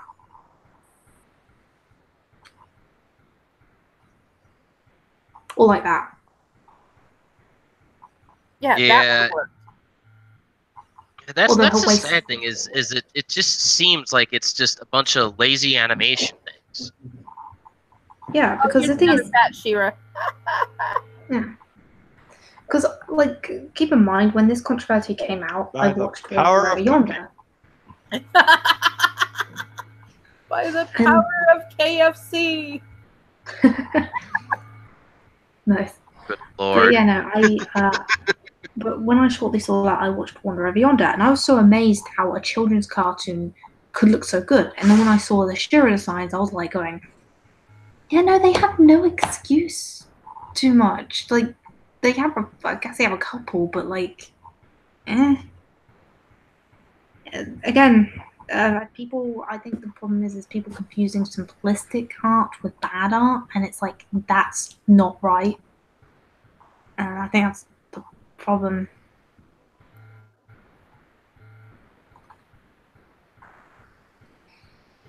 And another thing is they're making Swiftwind into being an actual unicorn. No, he's a fucking horse. It's the sword that changes him. Okay. You see, that's the thing. They screw up the lore. They screw up the art style. They're trying to spit, shine, and duct tape something that really just should be finally gone over with a color. But they're not bothering. This for would have been reasons. fine too. Yeah, that would be great. Better than the former. Or this one. The problem is a lot of people thought that, like, because they saw this, they thought that, oh, well, animation's gone to shit. I'm like, have you seen most of the animated movies that came out quite recently? They're actually fucking amazing. It's just America's just been falling behind lately. America's been too much on the guns and not doing what they're supposed to do. Oh, we gotta get this done in a hurry. But then again, Yeah, I mean that is the one thing that is a bit of a downfall is that we've always got people that are pushing for hurry up, we want it done, we want to buy your garbage, we want to buy your garbage now. And that's why people are complaining about video games all the time. It's because they're constantly rushing stuff, Yeah. Well, the thing is, I'd love to see a live action She-Ra and He-Man movie. It was so stupid how quickly people forgot that Wander Over Yonder existed, Gravity Falls existed, that most of the animated movies that came out were fucking amazing. That existed. No. Oh, people also forgot that what's it called? Devilman Crybaby. Like Devilman Crybaby, My Hero Academia, and another thing which I can't remember the name of at the moment, were the most talked about fucking cartoons ever. But yeah, no, people went like, "Oh, animation's gone to shit," and it's like, no, it's just Netflix animation is kind of gone to shit. If you scroll back up, that one girl with the eagle head looked like she had pizza on her face. Oh, that was someone dressed as the sorceress. Yeah, it looked like she had pizza on her face right here. Near her mouth. Which image did I click on? There's this one. Yeah, the She-Ra controversy is, I don't know, it's a badly done thing. I don't know what else to say about it. Hell, something like this would have been okay.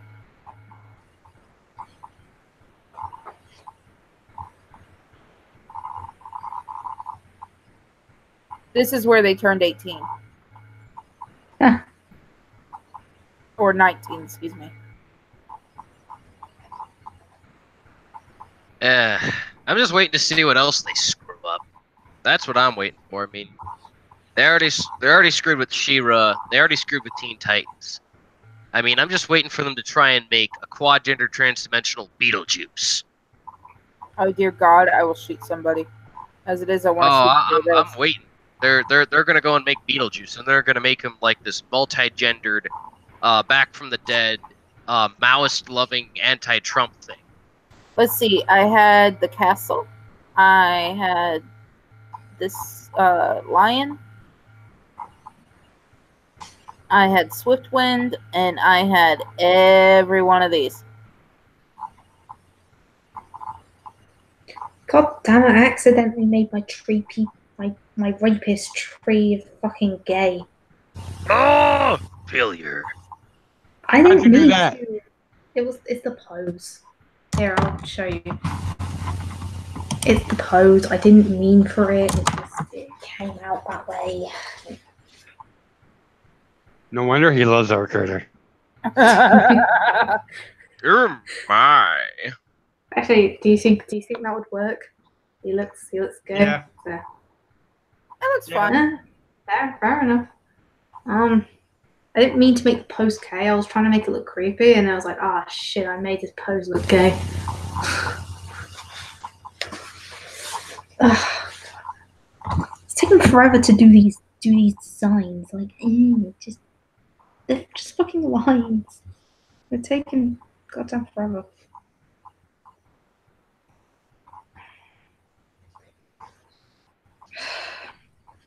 And I got the body kind of wrong. I made the head too big and the body too small. Don't worry. Just erase and start over. Where's the Alt Z?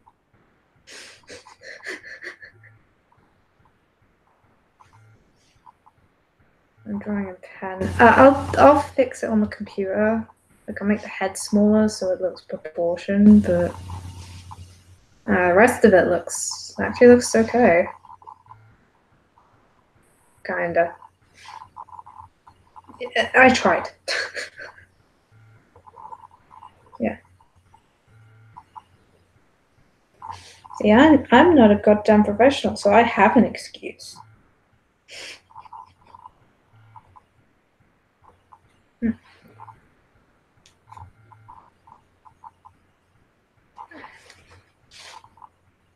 Yeah.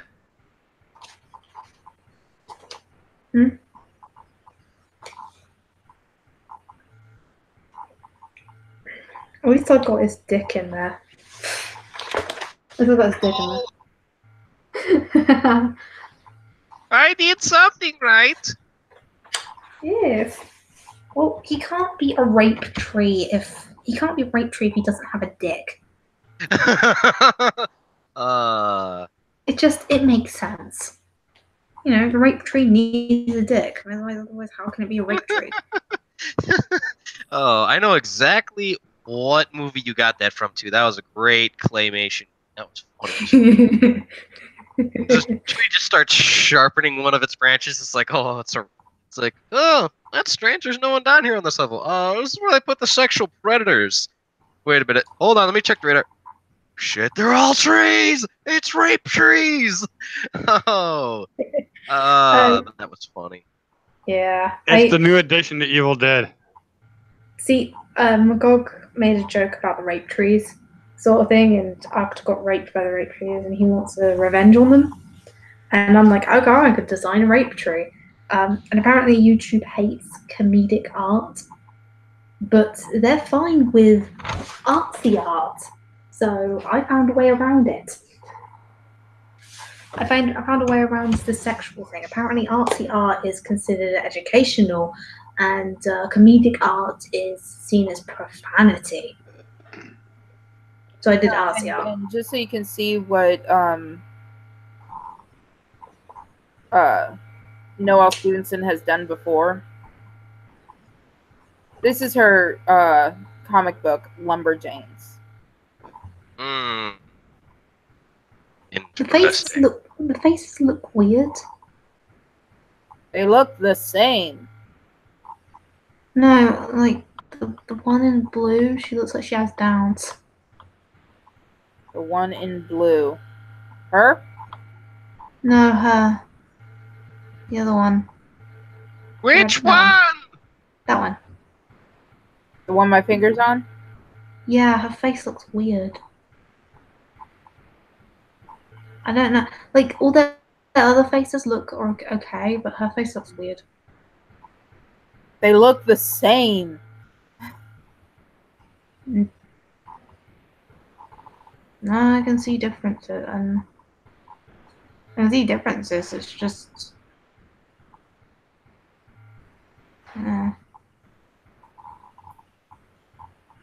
I've got a picture. No, man. My whole thing is I just don't like what these fuckers are just doing with things. I really don't.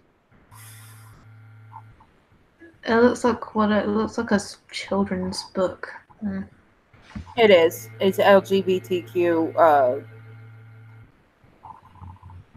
Kids do not need to worry about stuff like that. Kids need to worry about homework, not getting in trouble, and kid stuff. They don't need to worry about fifis and genders and stuff like that. They just need to know how to go to the bath.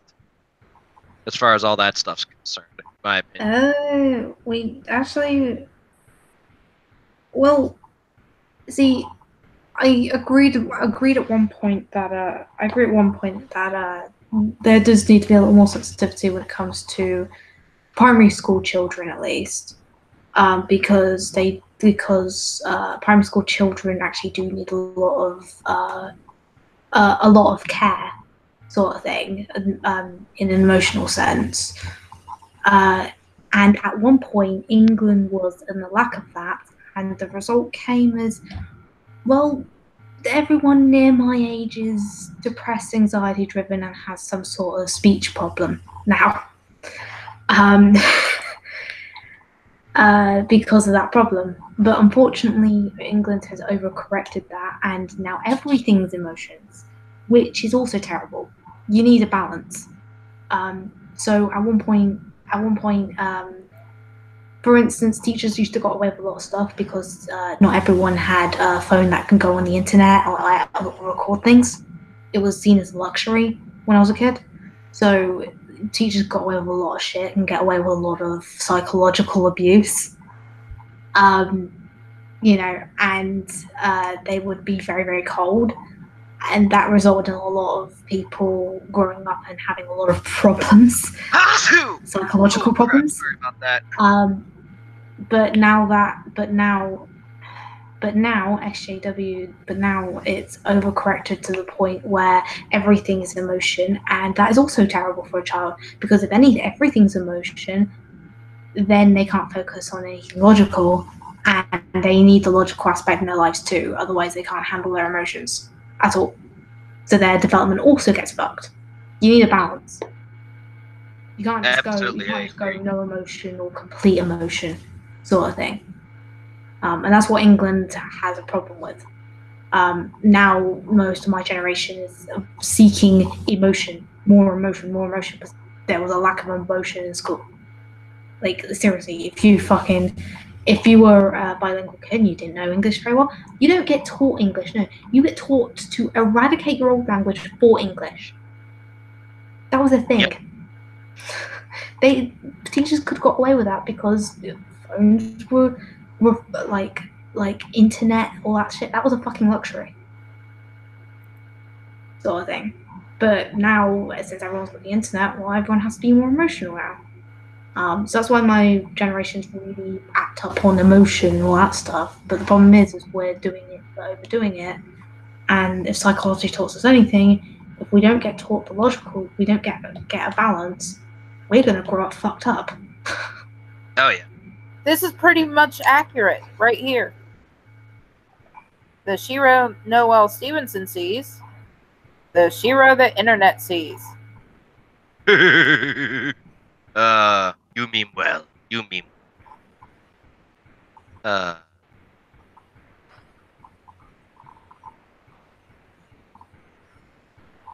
And here they're comparing Glimmer to appealing to Tumblr, which makes complete sense to me.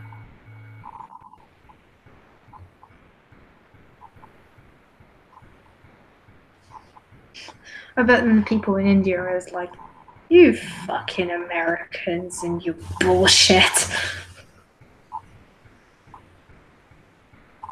Two. Oh, no. I remember when that controversy happened, everyone was focusing on the Shira shit, and no one focused on the fact that India made it so that if you're a rape victim, that means you can get convicted as a prostitute. Oh, hell. Yeah, everyone Then was again, focusing on Shira. Personally, I don't care about other Shira, and everyone was focusing on Shira, and no one was realizing, hey, India just passed a law that said that, like, basically rape victims are considered prostitutes and get arrested. Yeah, no one denied that. Yeah, India's still kind of third world though. That's the thing that they got trouble with. Because I kind of see it as sort of similar to the problem that Russia has. This one would have been fine. Crystal temperature. Yeah, I think here's what the general problem with a lot of this is there were many good alternatives to what dumbass went with for trying to go and redo She-Ra. And just, they didn't go with the variable alternatives. And hell, yeah, I kind of feel you, India's got troubles, third world, if you got Yeah. raped, you're a prostitute because, India's laws and stuff. They kind of had the same type of thing with Russia before. Because I think what their problem was is they had a handful of laws that kind of like trickled over from being the Soviet Union. That and also still kind of third world for the most part. Oh Because, no! Oh yeah, no. Russia's trying to make their country communist again, like really hard. You're supposed to only have 3 terms in Russia. Putin's had 5. I will laugh like if a they sentence. genuinely try and do that, because then I'll just be like, great, they have made the meme great again. Let me watch you people starve to death. I don't know. It's really weird. It's like in England and America, people from my generation are usually quite really it's very SJW, and people older is usually normal or kind of right leaning. Yeah, no, in Russia it's completely flipped. It's like the older people, they're fucking either they're fucking right, they're fucking like really right wing. No, sorry, really left wing. Like they're really SJW, but they're still very homophobic. Still very, it's really crazy. Like they're fucking, like they're very very homophobic. They're very racist, but at the same time they're very SJW. Like you can't hurt my feelings, or all this shit. What SJWs do. While it's actually the millennials in Russia that actually want normal stuff like freedom of speech, right to vote, right, all this shit. Like, so it's really weird. Like, for instance, the baby boomers in Russia want communism. They want communism. They want all this shit. Like, while the millennials in Russia actually want capitalism and they want freedom of speech and they want all this. It's really fucked.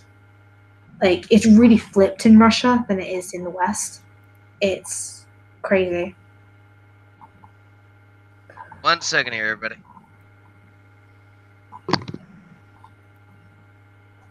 But, yeah. Which actually made me surprised when I saw that video of the bleach woman. Like a Russian, like that woman, and I was like going, that doesn't make sense. And when I realized it was fake, I was like, oh, no wonder why it doesn't make sense.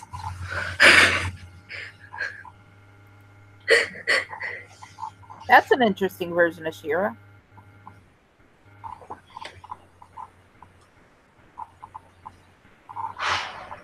Yeah, that's pretty good.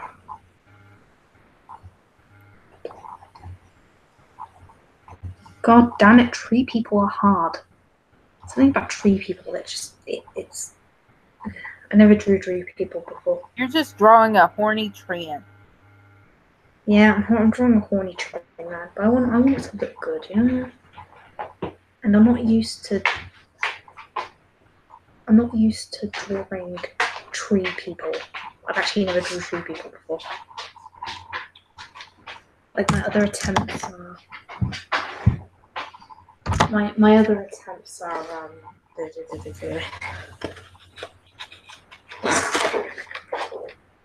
my other attempts are this one. Ow. It's in pencil, so it might be a little bit hard to see. I don't know if you see that. That's my other one. My other one, if you can see it. I don't know if you can. Not really. It's okay. Sure you can't see it? Brambles in the chat says, hello, oh shit, not the She-Ra boy again. Yeah, that's my reaction. I know, I've done a few designs of tree people. I just can't seem to agree which one's good. I got Yeah, I've got loads of designs. Irvington goes, can't rape without the Venus, Miss Team. Oh,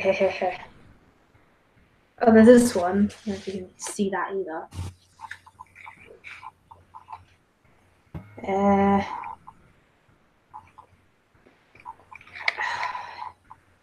I don't know if you can see that, but yeah. Yeah, no, I've been trying to draw tree people, and it's like I can't. I'm trying to draw a tree rapist, and it's like I can't draw trees. Like I can't draw trees. I can draw humans. Trees are just annoying. I'm trying to draw a tree rapist. It's like, I don't know. I'm probably gonna have to do another design because I like this design, but there's something wrong with it, and I'm probably gonna have to try again.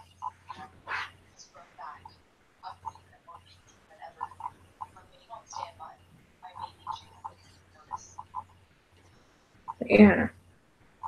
See, thanks for, but yeah, no, the Bleach video, it didn't make sense to me because I was like, wait, a Russian millennial doing that? That's fucking crazy. And then when I found out it was fake, I was like, oh, I wonder why it's crazy. It's fake.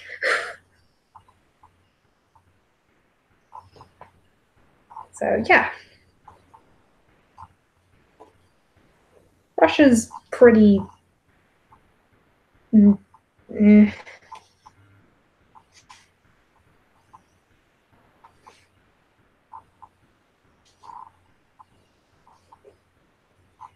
Okay, getting ready to wrap this up because it's 12:30 here. Just waiting for Burnside to get back. I just hope he's not off stuffing his fucking face.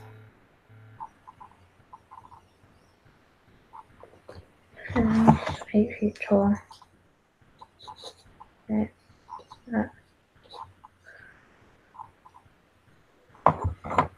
Yeah, I'm probably going to do this again. Puddin', come back.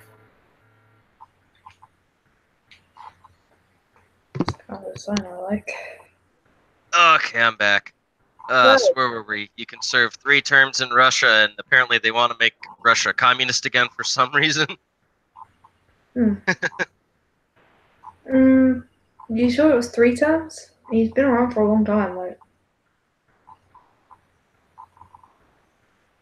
I don't know, I might have misheard you.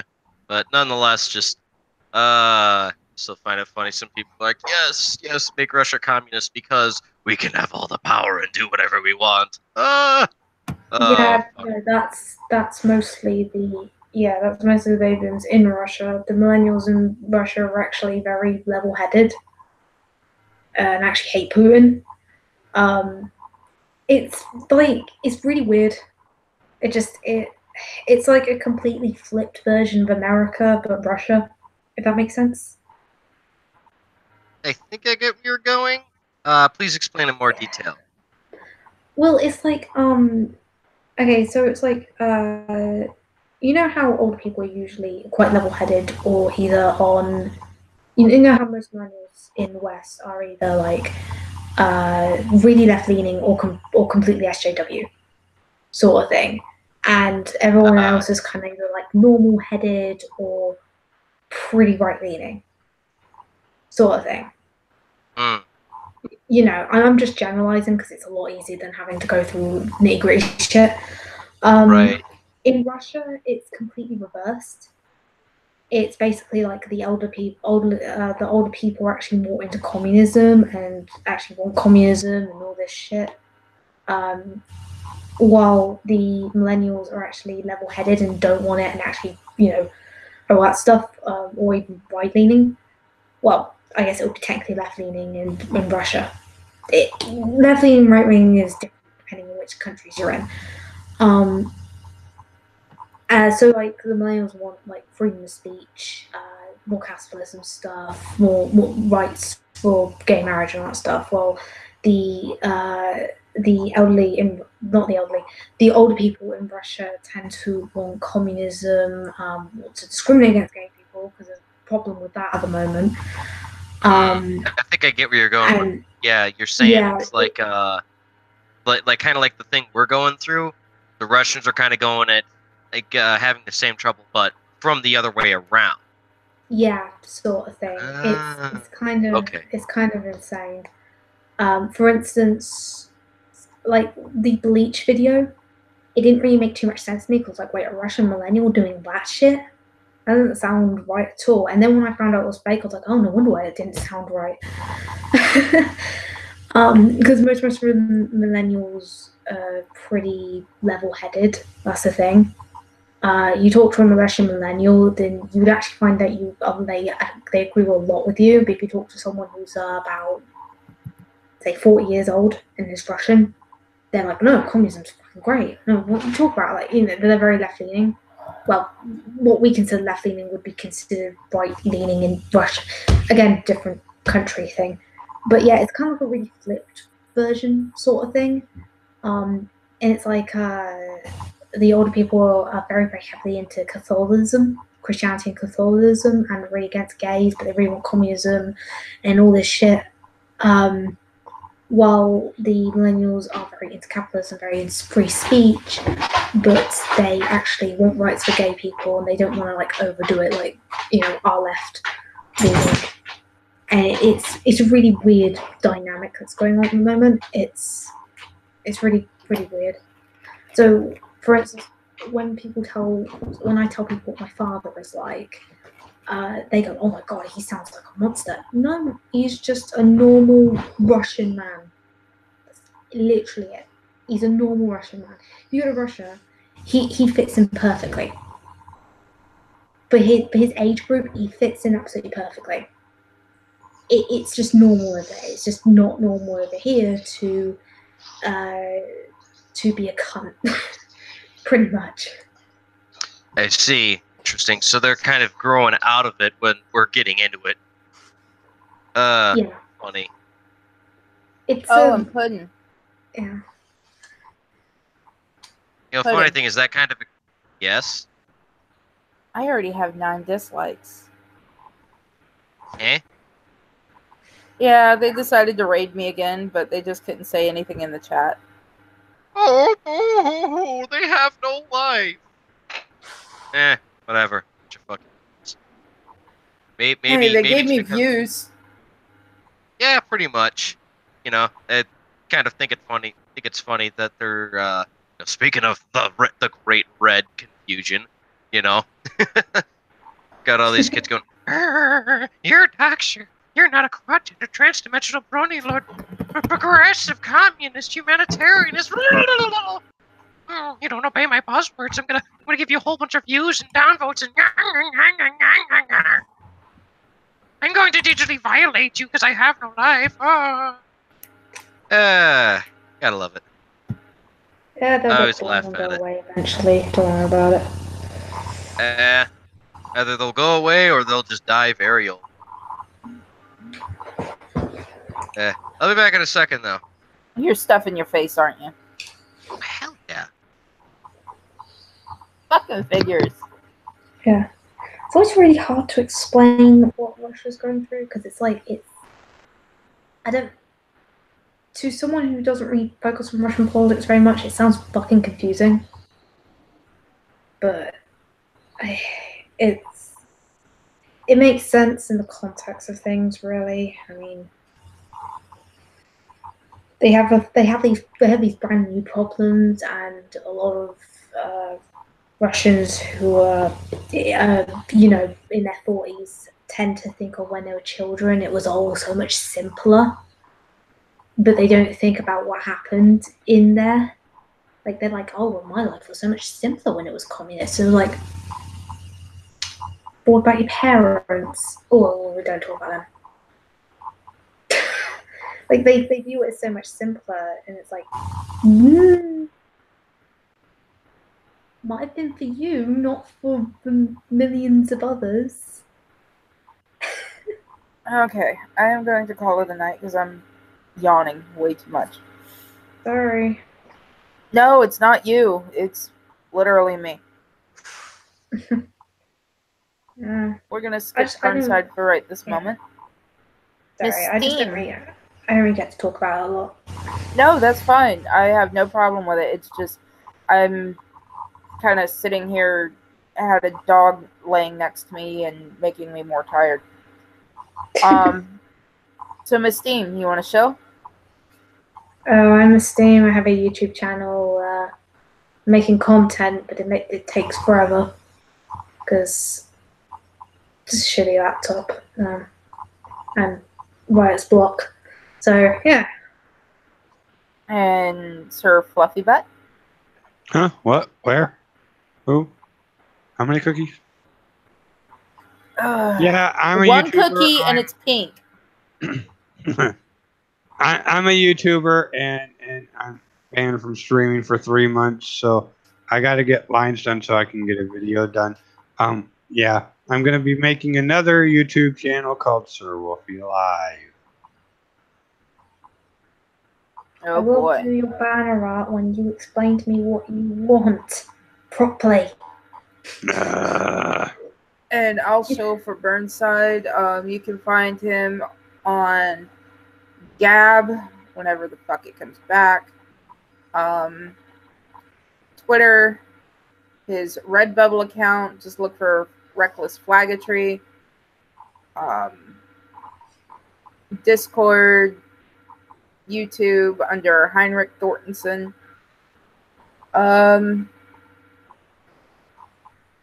And that's all I can think of for him right now. And I, of course, am Terracin, your favorite cyber bitch. You can find me on pretty much any social media except for Facebook. You will find that under Ambrosia Locke. That's Locke with an E. Because Mark Zuckerberg is a fucking douche and won't let me change my name. All right, so thank you for joining us, and to all those that gave me downvotes, thank you for having me on your mind, and you cared enough to give me a downvote, which also means you gave me a view. Thank you and good night. It also means you're not a real fairy.